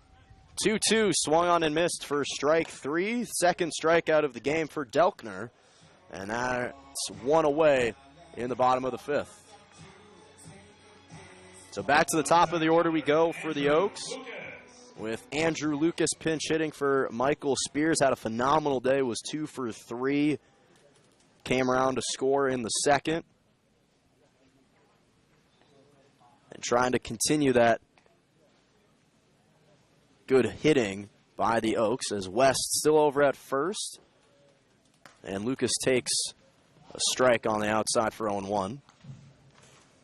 Andrew Lucas, one of the leading batters for the Oaks this season, batting .306. Stelkner takes the sign and deals the 0-1 curveball, misses below the strike zone for 1-1. And Nick Ringcover up in the Oaks bullpen. Last time we saw Ringcover was up in San Luis Obispo, and he was sparkling in that appearance.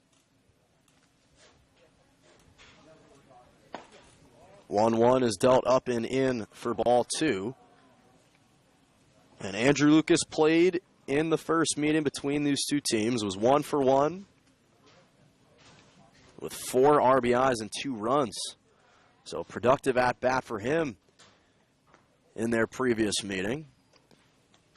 As Delkner deals the 2-1, cut on and missed to even the count at 2-2. That was actually the game that Andrew Lucas hit a grand slam. An unbelievable shot to right field. I believe it was in his first and only at-bat off the bench. Yeah, it definitely was. The 2-2 slides off the plate, and it's a full count. Actually, now that I'm remembering, I think he did get one more at-bat that game, and he walked.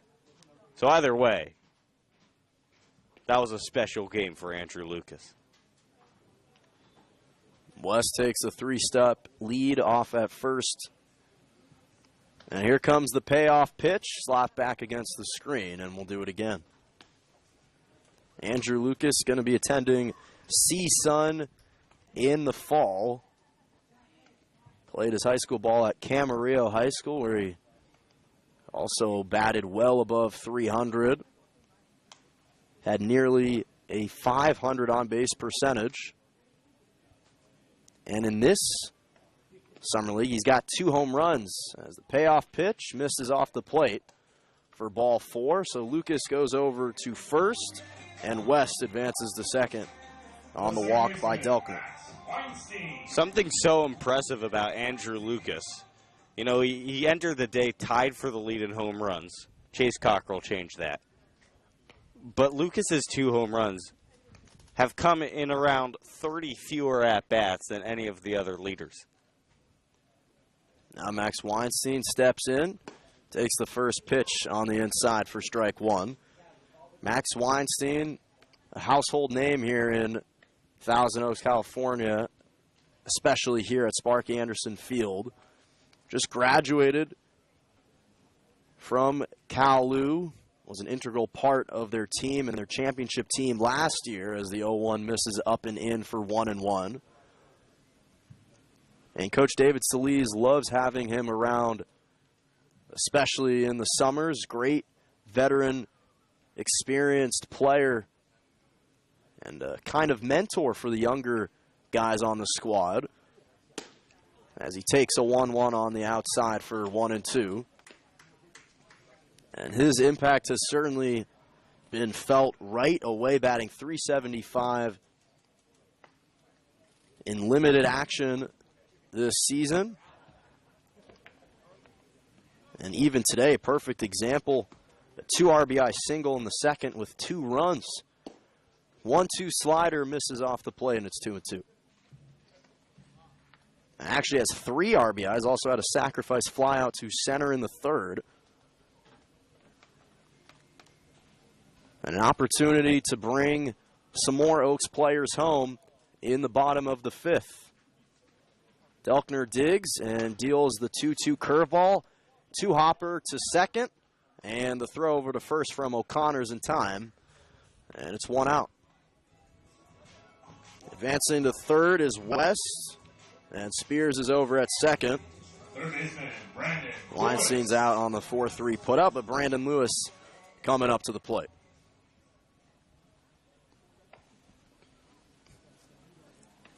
And this heart of the Oaks order has been nothing but spectacular all afternoon. Brandon Lewis, although he only has 1 hit, he's come around to score twice as he slaps the curveball down the first base foul line, and it's 0-1.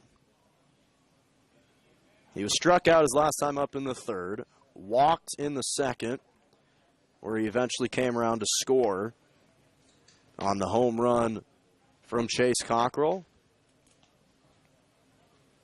and hit an RBI in the first. Used to play at Pierce College, but attending UC Irvine now in the fall after batting .419 this past season. So 2 on, 2 away. Curveball to Lewis is driven into center field, and Mortensen gets underneath it to make the catch. So the Oaks can't plate any runs on 1 hit, no errors, and 2 left on base. But they still lead it 9-1 as we're through 5 full here at Sparky Anderson Field. 7th, 8th, and 9th batters coming up for the Coastal Cubs when we come back.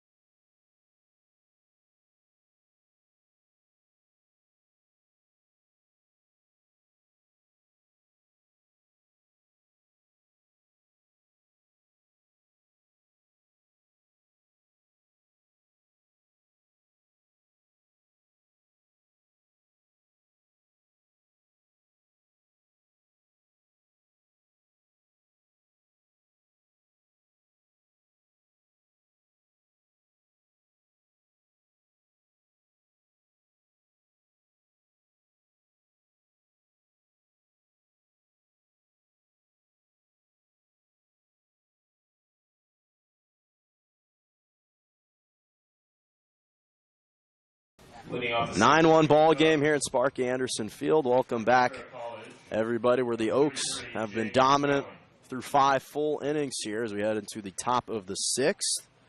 Nick Rinkover, the new pitcher on the mound for the Oaks, replacing David Appleby, who went 1 inning, 3 walks, and 3 strikeouts.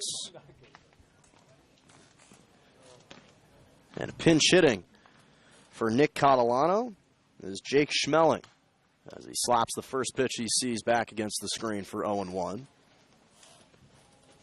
Catalano was 0 for 1 on the day. He was hit by a pitch in the second and was struck out in the fourth.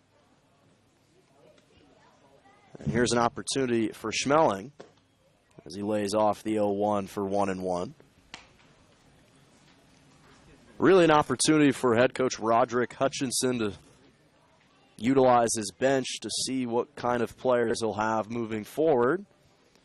As the Southpaws 1-1 is popped up into the infield. And Vitt and McFarland converge and drop the ball.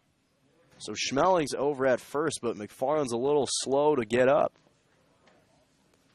And he was totally blindsided by Vitt. And hopefully they're okay. The trainer's coming out onto the field along with head coach David Solis. And that's just a lack of communication on that play. You know, I think they're checking McFarland for concussion because that head-on collision. But normally you'll see players call for that baseball in that area of the field that it's almost like no man's land. And neither player called, so they both went after it and collided head-on. So Schmeling's over at first. And pinch hitting for Carson O'Connor is Nolan Meredith. So a couple changes for Coach Hutchinson. But fortunately, McFarland seems to be okay over at first base. And Nick Rinkover, the southpaw, deals the first pitch, taken on the knees for strike 1. Rinkover has played in 7 previous games for the Oaks, making his 8th appearance today with an 0-1 record. but has been strong, 2.45 ERA. As the 0-1 misses low and away for ball one. Sophomore from El Camino. Plays at Pierce College.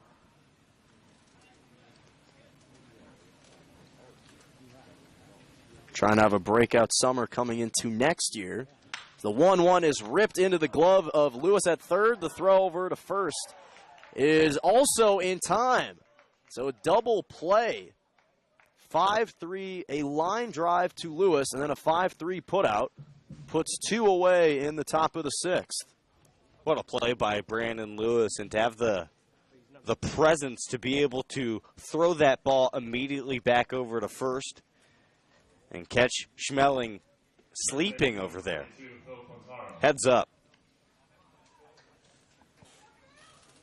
So now Phil Quintaro steps in and takes a slider that drops in for strike one. And that was still just an incredible throw. I'm still getting over that throw from Lewis. A line drive hit right at him. Still presence of mind to make that throw. So Quintaro will step in. Has reached base both times. As the 0-1 misses low for ball one. They say that he held back his swing. So it's 1-1, nobody on, two away in the top of the sixth. Here comes Rinkover's 1-1. Misses low and outside, ball two.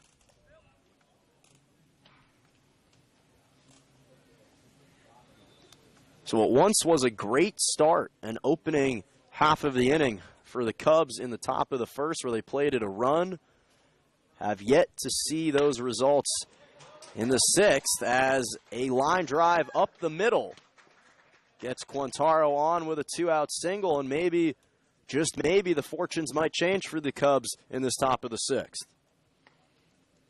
It would have been easier to change their fortunes had Brandon Lewis not executed that double play to perfection. He would have been looking at first and third with one out had Lewis not made that play. Now just a runner on first with two outs. So back to the top of the order with Brock Mortensen coming up and Quintaro over at first. Rinkover's first pitch is swung on and missed for strike one. A 73-mile-an-hour slider off the plate.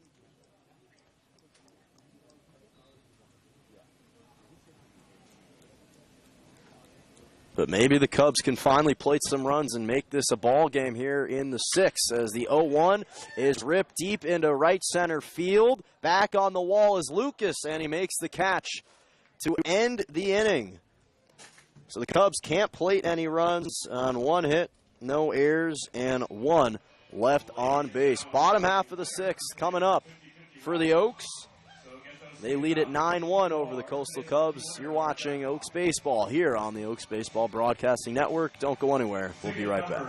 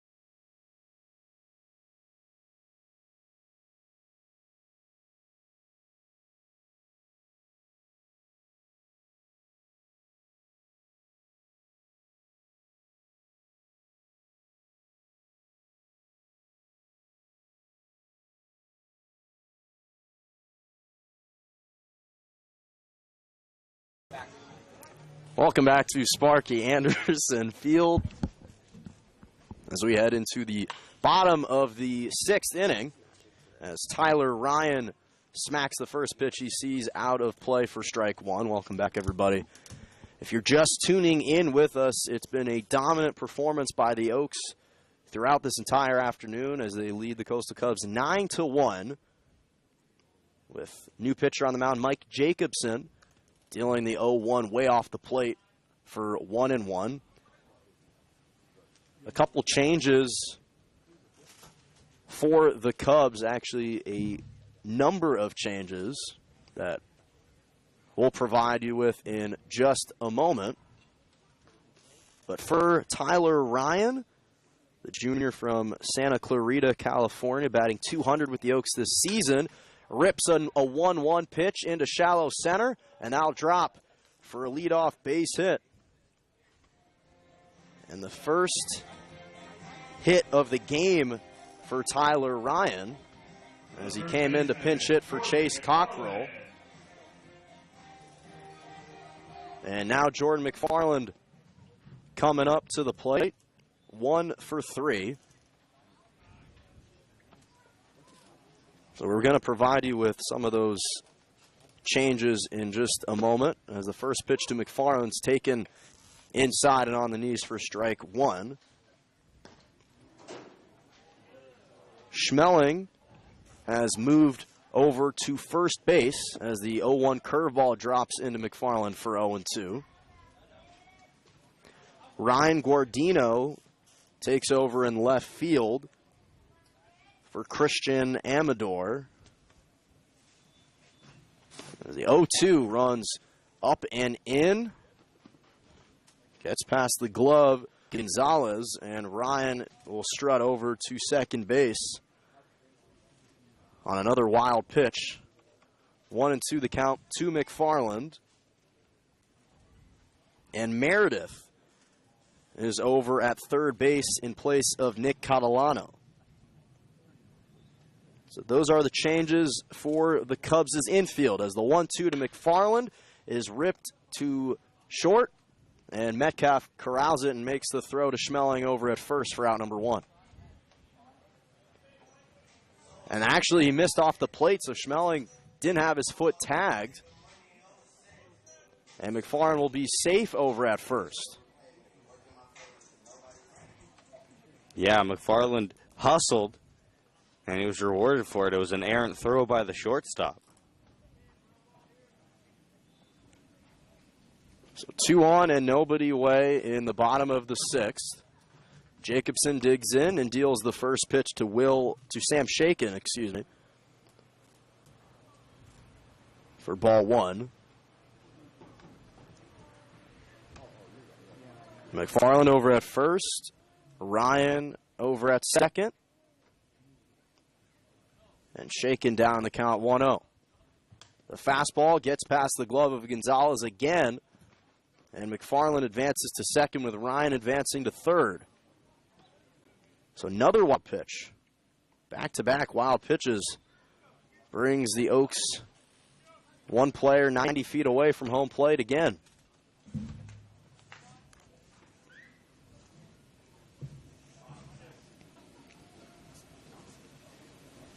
For Shaken, he's 1 for 2. He's also walked in the first as the 2-0 is in for strike 1.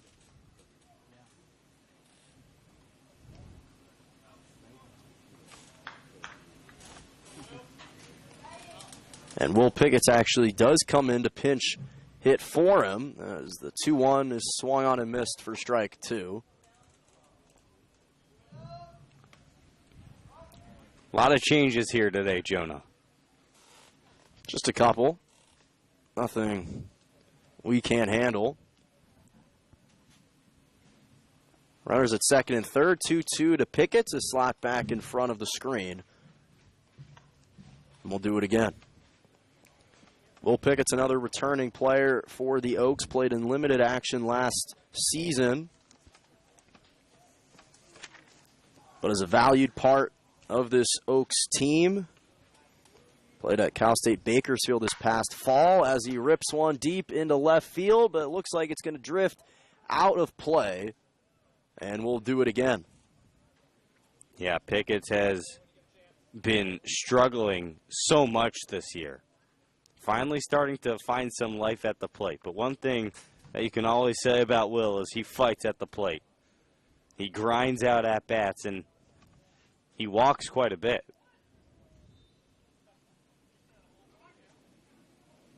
So Pickett digs back in. Here comes the 2-2 fastball. This one's ripped deep into left field. Taking a couple steps back is Gardino. Makes the catch, and tagging from third and coming home is Tyler Ryan. So the sacrifice fly out brings in another run, and the Oaks in front 10-1 in the bottom of the sixth.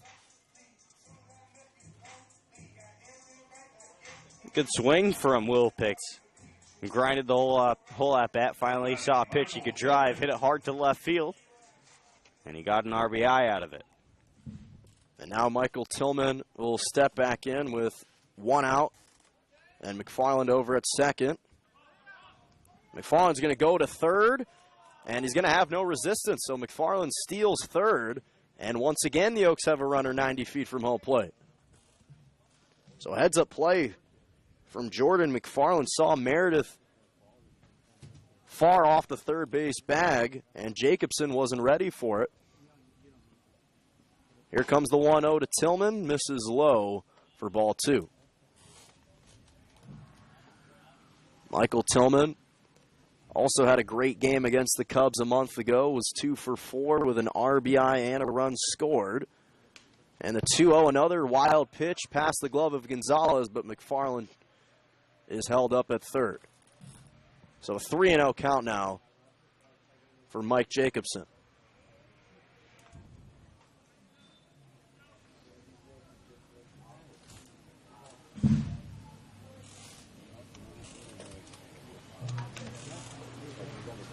Tillman waves the bat. The 3-0, taken on the outside for strike one.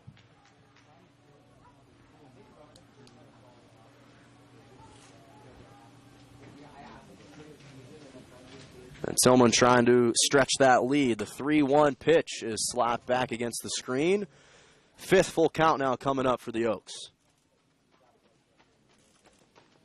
Michael Tillman not having his best statistical season of the season at 200. But when he does get hits, they mean a lot. Big hits against the Foresters late in the game, as well as other opponents. Payoff pitch ripped down the third base line. Meredith can't control it, and McFarland's going to come in and score.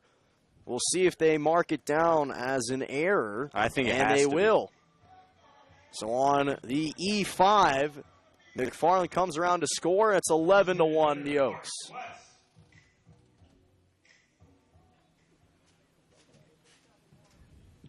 Tough inning defensively for the Cubs. Now 2 errors in the inning. And Bart West steps in and takes a pitch that misses up and in for ball one. So Tillman over at first with one out. And here comes Jacobson's 1-0. Catches the bottom part of the strike zone, and it's 1-1.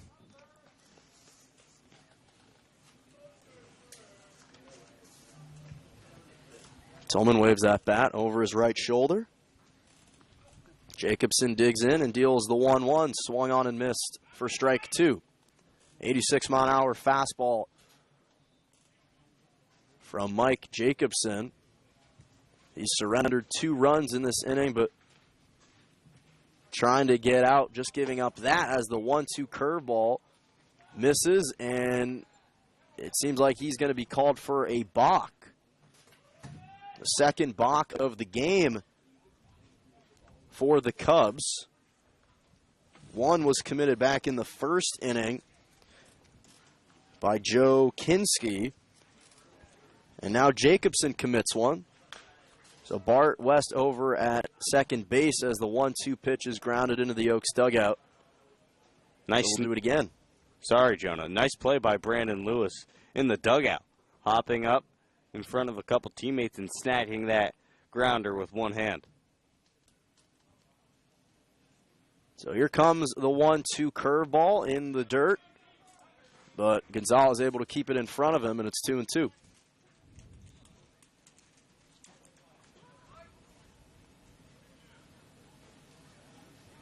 So Tillman at second. And Bart West, who's already 1 for 1 on the day, hit a base hit in the 5th, trying to do it again in the 6th. Jacobson's 2-2 is ripped to third base, and Meredith can't control it again.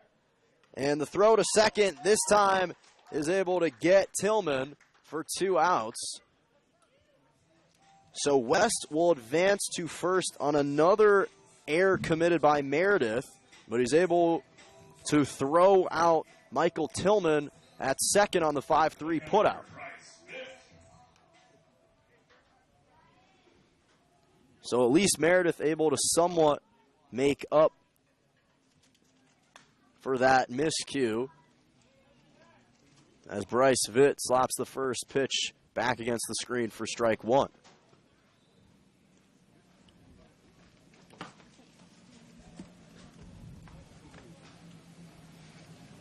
So now West over at first. Jacobson digs in, checks the runner, peers and deals the 0-1 curveball that misses up and in for ball 1. Oaks have been as efficient as they have been all season long. 11 hits have resulted in 11 runs. As the 1-1 shattered bat popped into second to the glove of Carson O'Connor, and that'll end the inning. So the Oaks played 2 runs on 2 hits, no errors, and 1 left on base. They've stretched the lead to double digits. They lead it by 10. 11-1 as we're through 6 full here in Sparky Anderson Field. Top of the 7th coming up when we come back. You're watching Oaks Baseball here on the Oaks Baseball Broadcasting Network.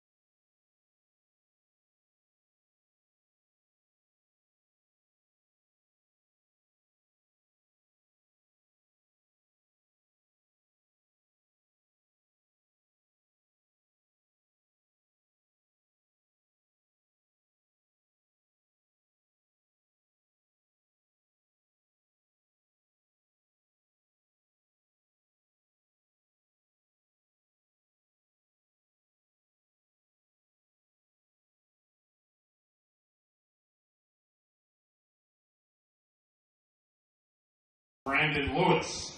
Welcome back here to Sparky Anderson Field. Oaks in front 11-1, and for the 7th, 8th, and 9th innings, my broadcasting partner, Jordan Brenner. Thank you, Jonah. Wonderful job today. Always happy to have you with us here. As Nick Ringcover is on the mound, delivers a first pitch and gets a swing and a miss.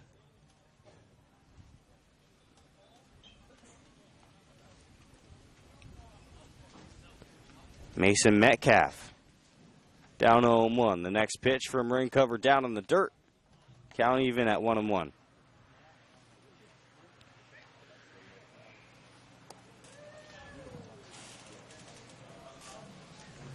Here's the 1-1 pitch.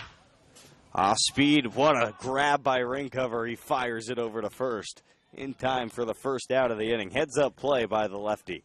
Yeah, it's good to make sure that he's clearly in the game and focused on the game.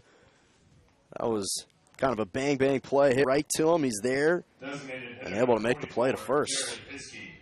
And seeing how it's almost 4th of July, I thought I'd give some baseball history on the 4th of July. First pitch from ring cover.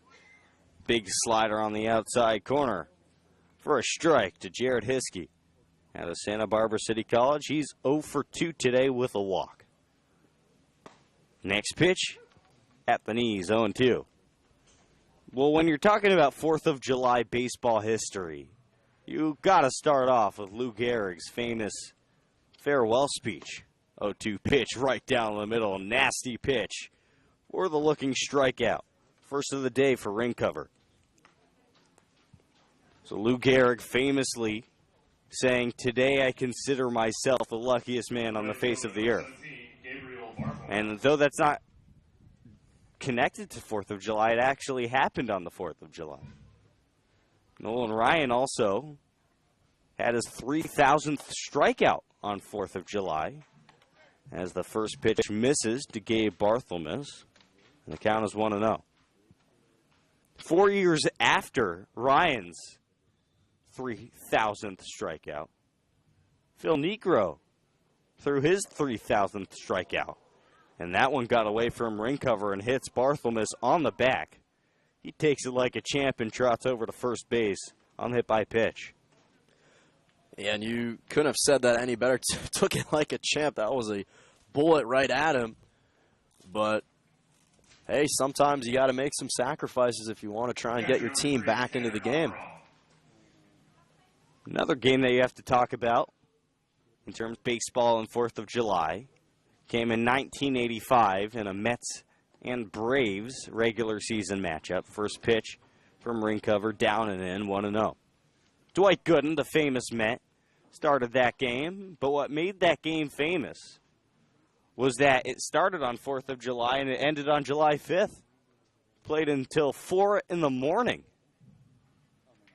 in an extra inning contest. Ring cover checks Barthelmess at first base, nothing doing.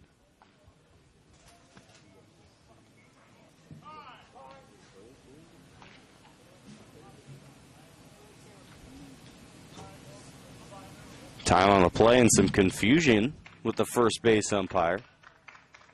And some clapping from the Cubs dugout. Not sure what's going on. Was the first base coach just ejected? So we get our first ejection of the year, and it comes in a very mundane and low-key way. No argument from the first base coach. He just trots back into the dugout. And now there's still jabbing going on between the first base umpire and the coach. Wow. Still a stare down going on between the first base umpire. And the coach is going to grab his backpack and leave the ballpark. Jonathan, welcome to the broadcast. What happened? Thank you, Jordan. Yeah, I'm acting as a sideline reporter today, and the first base coach for the Cubs was actually talking to Brandon Lewis in his ear, and it sounded like he was bad-mouthing the Oaks. The first base umpire said, "We had enough. That's disrespectful. That is not good sportsmanship. We're going to send you off." And then he warned the entire Cubs bench to keep a hold of their actions. Here's the 1-0 pitch.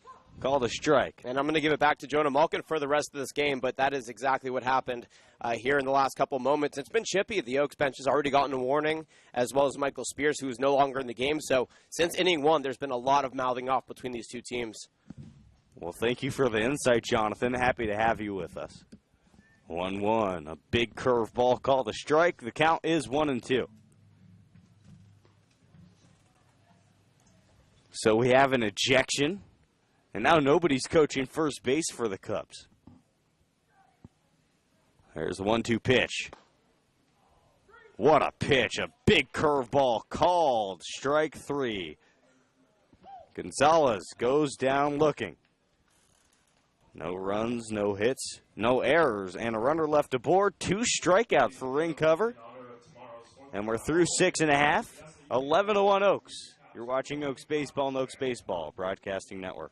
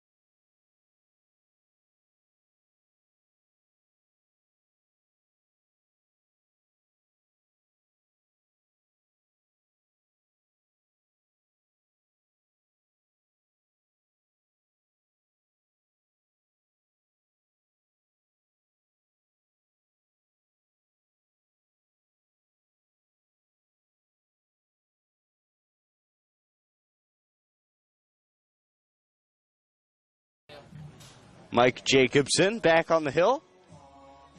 And the new hitter for the Oaks, Andrew Lucas.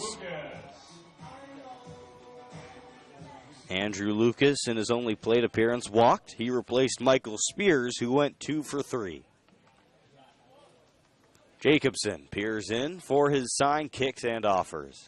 Inside, almost hits Lucas. And another warning to the Cubs dugout, and now a warning to the Oaks dugout. I'm not even sure what happened right there. I think the umpire thought they might be throwing at Andrew Lucas. Unbelievable stuff in an 11-1 non-league ball game. Wow. And Johnny, our sideline reporter, has some insight as well as to what happened. Next pitch inside, 2-0 to Lucas. Thanks, Jonah and Jordan. Yeah, I was just behind home plate when the umpire made that call. He said, no more up and in. He pointed at both dugouts, said, I've warned you multiple times, no more up and in. And it looks like the pitcher's tossed right there. That's it. He said no more up and in. And you know what? I don't think that's fair because that's like you can't control that pitch. You just can't control that pitch at times. And, yes, the umpire warned, and it looks like the Cubs bench was getting ready to come out. He just got tossed. The umpire said, I warned this side, pointing at both bunches. And he said, one more up and in, I'm going to toss the pitcher, and that's exactly what happened. Jonah, back to you and Jordan. Thank you, Jonathan. So the second Cubs member ejected. We're not sure if those pitches were intentionally thrown up and in. And now we're going to have a new lefty on the mound. We're going to go to a break, though. We'll get you the final line on Jacobson and the new pitcher when we come back on the Oaks Baseball Broadcasting Network.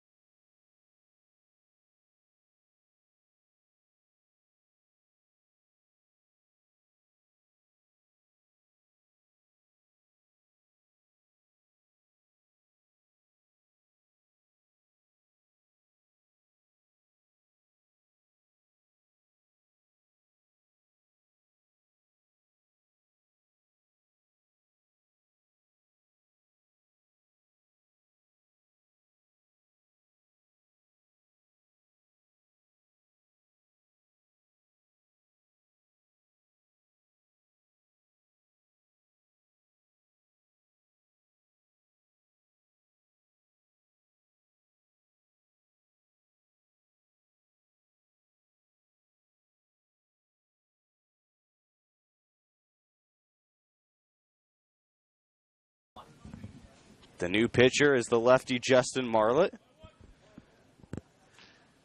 And the 3-0 pitch to Lucas on the outside corner, 3-1. Marlett is an outfielder and a pitcher.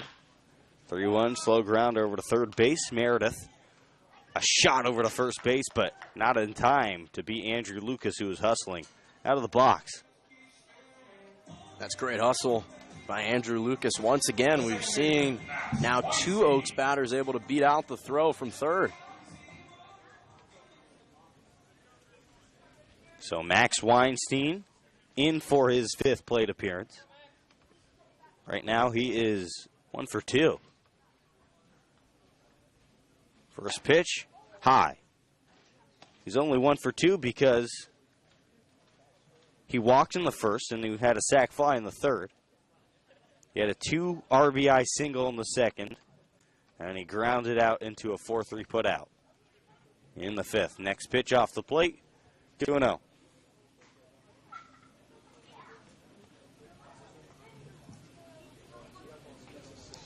Weinstein will be looking to do some more damage right here. The 2-0 pitch on the outside corner, 2-1. It's been a weird game all throughout.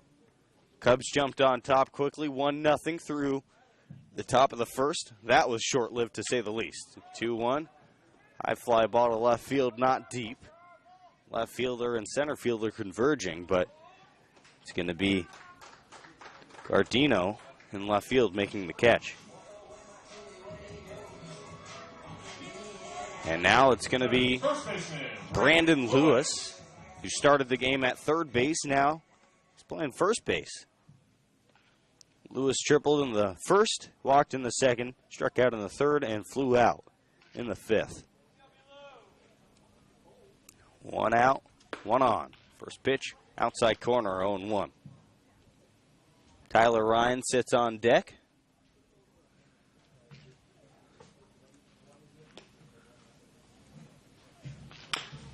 Ground ball over to third baseman. Meredith fields, but he has no play. And Meredith has been struggling with those high grounders in his direction. He's mistimed that snag now 3 times in this game. That's a tough play. Yeah, and he couldn't grab that one. And that's going to be a hit, I believe. The 2nd infield hit in the inning. Tyler Ryan steps in. He singled and scored a run in his only plate appearance today. Ryan swings through that one, taps it back to the screen. Behind home plate, it's 0-1. Sun beginning to set here at Cal Lutheran. The Oaks have been postponed due to darkness on 2 occasions this year. The 0-1 pitch is fouled back. One of them came right here at Cal Lutheran. And that was actually a 5 o'clock starting time. Today we started at 4:30. The other game postponed due to darkness was at Biola University against the SoCal Catch. 0-2 gets by the catcher. Amaral, both runners will advance to 2nd and 3rd respectively. Lewis over to 2nd and Lucas over to 3rd. So 1-2 now, 1 out, a couple runners in scoring position. 11 runs on 13 hits, an error for the Oaks. A run on 6 hits and 3 errors for the Cubs. High drive deep to left field. Way back at the track, but not home run distance. Gardino fields it. And coming in and scoring on the sac fly, Andrew Lucas to make this game a 13-1 ball game. And that's a productive out because you bring back Gardino all the way to the track, able to bring in another run. But now it's almost insult to injury as the score now 12-1. 2 outs in 7th. Oh, sorry, Jonah. First pitch in the dirt. I want to know. Tanner Wright is the new hitter. Pinch hitting for Jordan McFarland.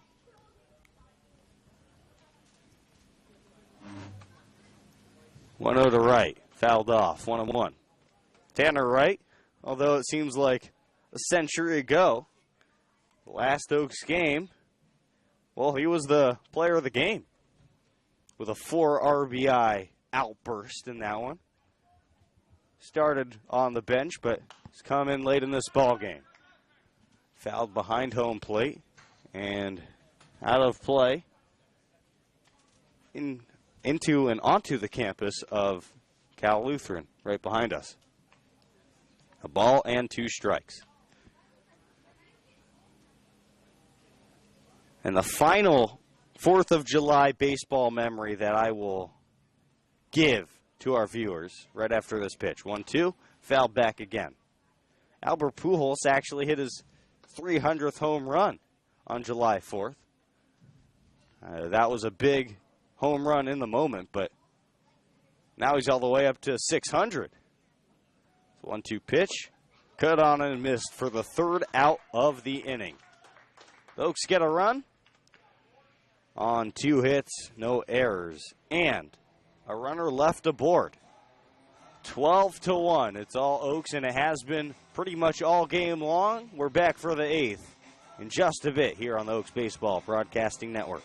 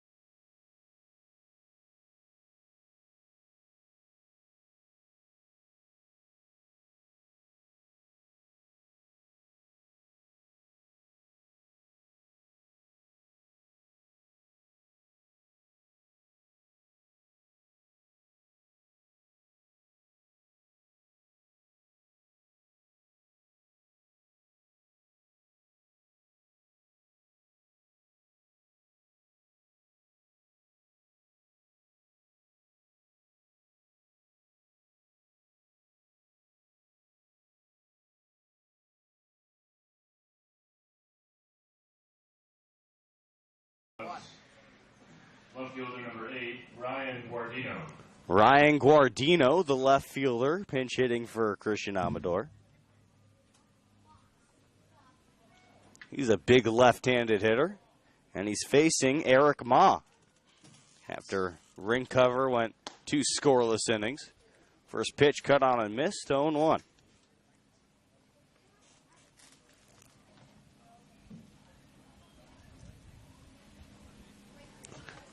One pitch to Guardino. In there, strike 2 on the 84-mile-an-hour fastball.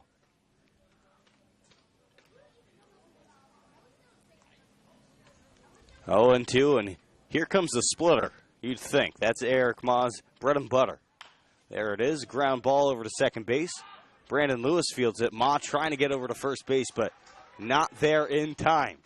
And an interesting decision why Brandon Lewis wanted to go for that, which I think is the conversation that Weinstein is having with him, because if he would have stayed at first, Weinstein clearly could have grounded that or picked that up, and made an easy toss over to first, but instead it was Ma that was forced to try and cover for him, but he couldn't get there in time.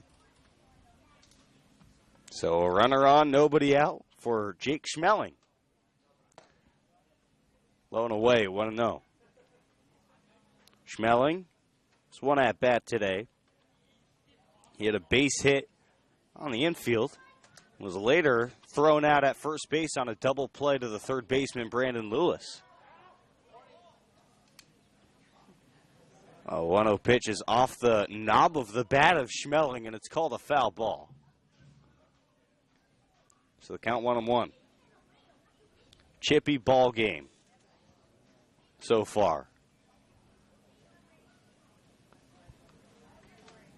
1-1 pitch. Ma checks the runner.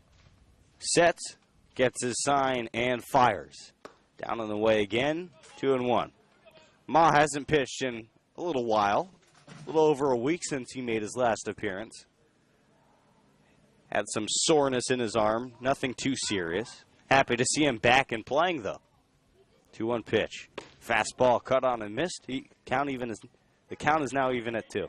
That's a great fastball by Ma, challenging Schmeling, going hard right down the middle, and he won that battle there, now in a 2-2 count. The pitch. Spiked the splitter, it's 3-2. I think partially why the Cubs have been so upset with the Oaks is the fact that they've continued to play hard. You know, the Oaks have been up by quite a few runs for a while as the 3-2 pitch is fouled off into the parking lot. And obviously you always want to play hard, but from the Cubs' perspective, the Oaks have been taking the extra bag. They've been stealing bases in a blowout game, and that could be offending to another team. 3-2 lifted high and deep out to left field, way back, and making a running grab is Tyler Ryan. Home run distance anywhere else, but welcome to Cal Lutheran. That's the reality of a long fly ball to left field.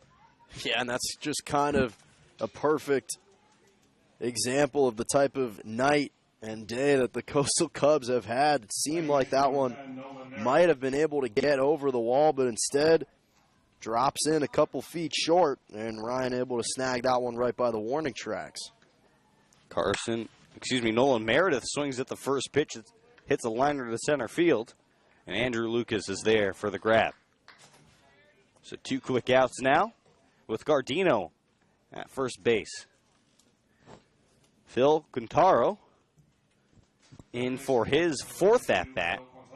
And then on a day where the Cubs don't have too much going for them, Quintaro's been a bright spot. 3 for 3, 2 doubles and a base hit. Takes the first pitch away. Counts 1-0. Me and Eric Ma have kind of had our own thing going recently as the pitch is fouled off and out of play. And what I mean by that is I jokingly said on one broadcast that I would be able to hit Eric Ma's splitter. Obviously, that's not true. We had intern batting practice. I was barely able to get it out of the infield. 0-1 pitch, ground ball over to second base. Weinstein on a weird hop fields it over to first in time for the 3rd out of the inning. And just to finish my thought, Eric, of course I can't hit your splitter. You're a fantastic pitcher. Anyway, no runs, 1 hit, no errors, and a runner left aboard. 7.5 have come and gone. We're into the bottom of the 8th inning now, 12-1 Oaks on the Oaks Baseball Broadcasting Network.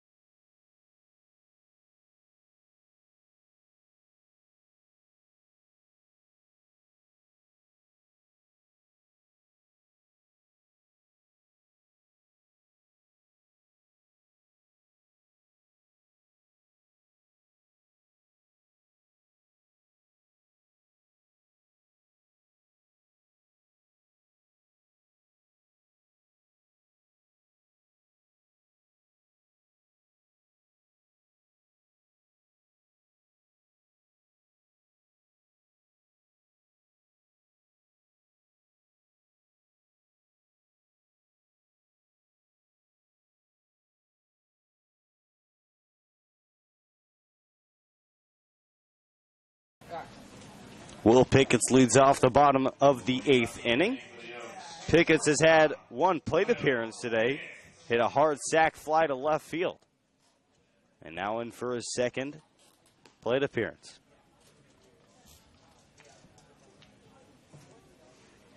First pitch from the lefty. Picketts takes it for a strike, 0-1. And that's a fastball from Justin Marlett at 70 miles an hour. 0-1. Picketts lifts one out of play to the right side. It's 0-2. Picketts will be attending Cal State Bakersfield in the fall, though his dad is a coach at Pierce. No balls, 2 strikes. Outfield pretty straight away. Same with the infield. Wind has died down, but still slight breeze to right field. 0-2 pitch, down and away. And the count is 1-2.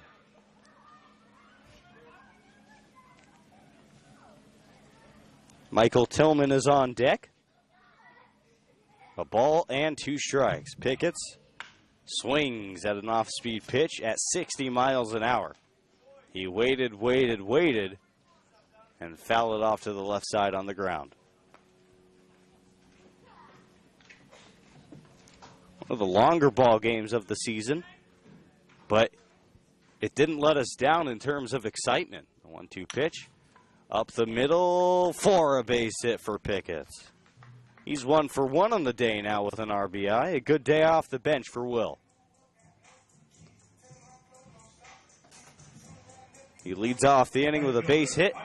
And now 1 on with nobody out for Michael Tillman. Originally in this 7 spot, Elijah Alexander. Later replaced by Tillman, who is out playing right field now. Ground ball over to shortstop. 6-3 on the double play, unassisted. Good play by the shortstop, Metcalf, to turn 2 by himself. Yeah, that was a great play by Metcalf over at short. Said, you know what, I don't really need to toss this one over to O'Connor. I can take it myself. And able to transfer the slow roller into a double play. Bart West now in for his 3rd at-bat. He's reached base both times. He came to the plate, takes a fastball at the knees, 0-1. And sometimes you see a guy throw 70 miles an hour. It just throws you off a little bit. 0-1 fouled back. It's now 0-2. Maybe not the most electric stuff from Marlett, but he's locating it well, and the Oaks have seen 90-mile-an-hour fastballs all year long. They're not used to this. Drew Sims on deck if the inning continues. The 0-2 pitch. Cut and a miss. 3 outs on 3 batters. No runs, a hit. No errors, nobody left aboard. 8 full have come and gone. We're to the 9th, 12-1 Oaks on the Oaks Baseball Broadcasting Network.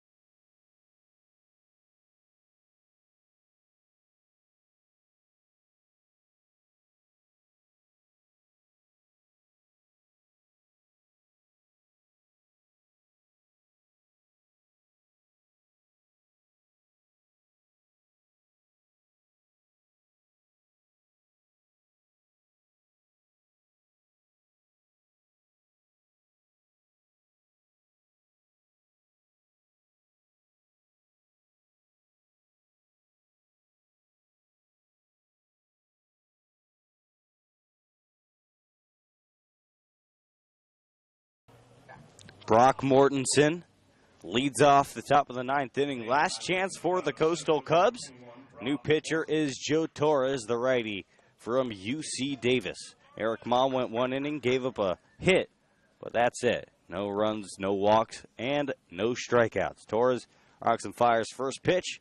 Inside corner, called a strike. It's 0-1. Torres, one of the most animated pitchers on this team, always loves to tell us how us broadcasters are doing.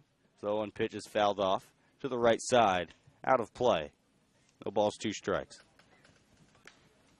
And Torres is another returning pitcher for the Oaks. Came in practically every single type of role last season. He started, he relieved, and even sometimes closed, and seeing the same thing this season, coming in to close this one out. 9 innings so far. He's pitched to a 4.00 ERA.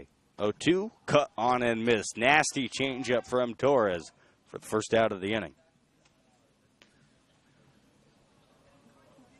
Torres, a fastball slider changeup combination, but Torres will tell you he throws every type of fastball. Cutter, 2-seam, 4-seam, doesn't matter.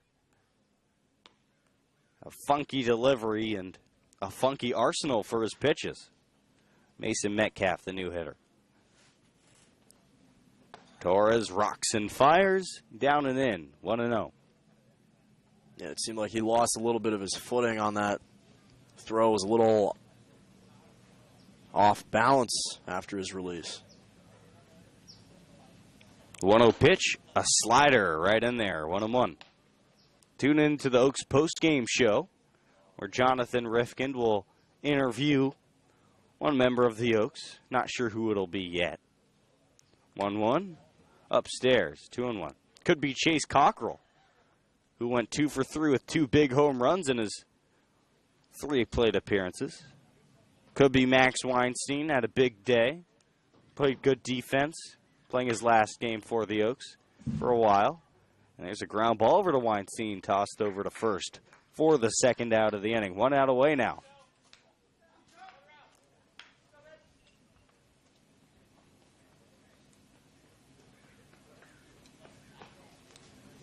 Probably will be one of those 2 players. Brandon Lewis also had a great game. However, a triple run scored in the first, a walk run scored in the second, and a base hit in the 7th as well. 2 gone. The first pitch catches the inside corner on the slider to Jared Hiskey. 0-1. He's got a great slider. That's his most utilized pitch, and putting it on full effect right there. Next pitch lifted out of play. It's 0-2. And I'm receiving word from Jonathan that he's going to interview Chase Cockrell. And that's going to be his first interview of the season, even though he's maybe deserved it like 5 times. No balls, 2 strikes. Torres sets, peers in for a sign, rocks and fires, ground ball over to shortstop. Picketts has to hurry. Sidearm over to first in time. The Oaks finish out this ball game, and they win the game 12-1. What an offensive explosion. It took a bunch of pitchers, but they got the job done.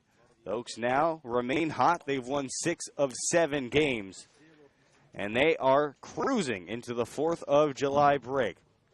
Jonah, as I bring you in for your post-game analysis, what did you see from this team today with this offensive outburst? Well, one of the keys to the game starting out was going to be their ability to plate runs early and often in the game. And really, they answered the bell. I mean, 8 runs in the first 2 innings, 3 in the first, 5 in the second. And you can say that maybe they kind of plateaued the rest of the way, but they still able to plate 4 runs from the from the 3rd inning and beyond.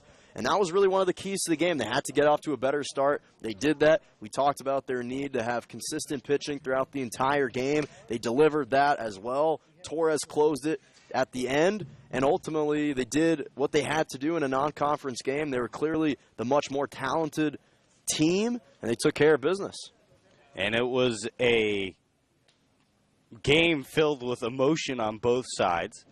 There were 2 people ejected on the Cubs side, but despite that tension, nice to see these teams shaking hands, giving hugs to one another after this ball game. Kevin Holcomb receives the win, and the loss goes to Joe Kinski.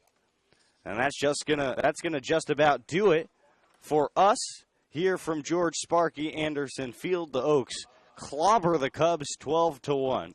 We're going to be back here Thursday.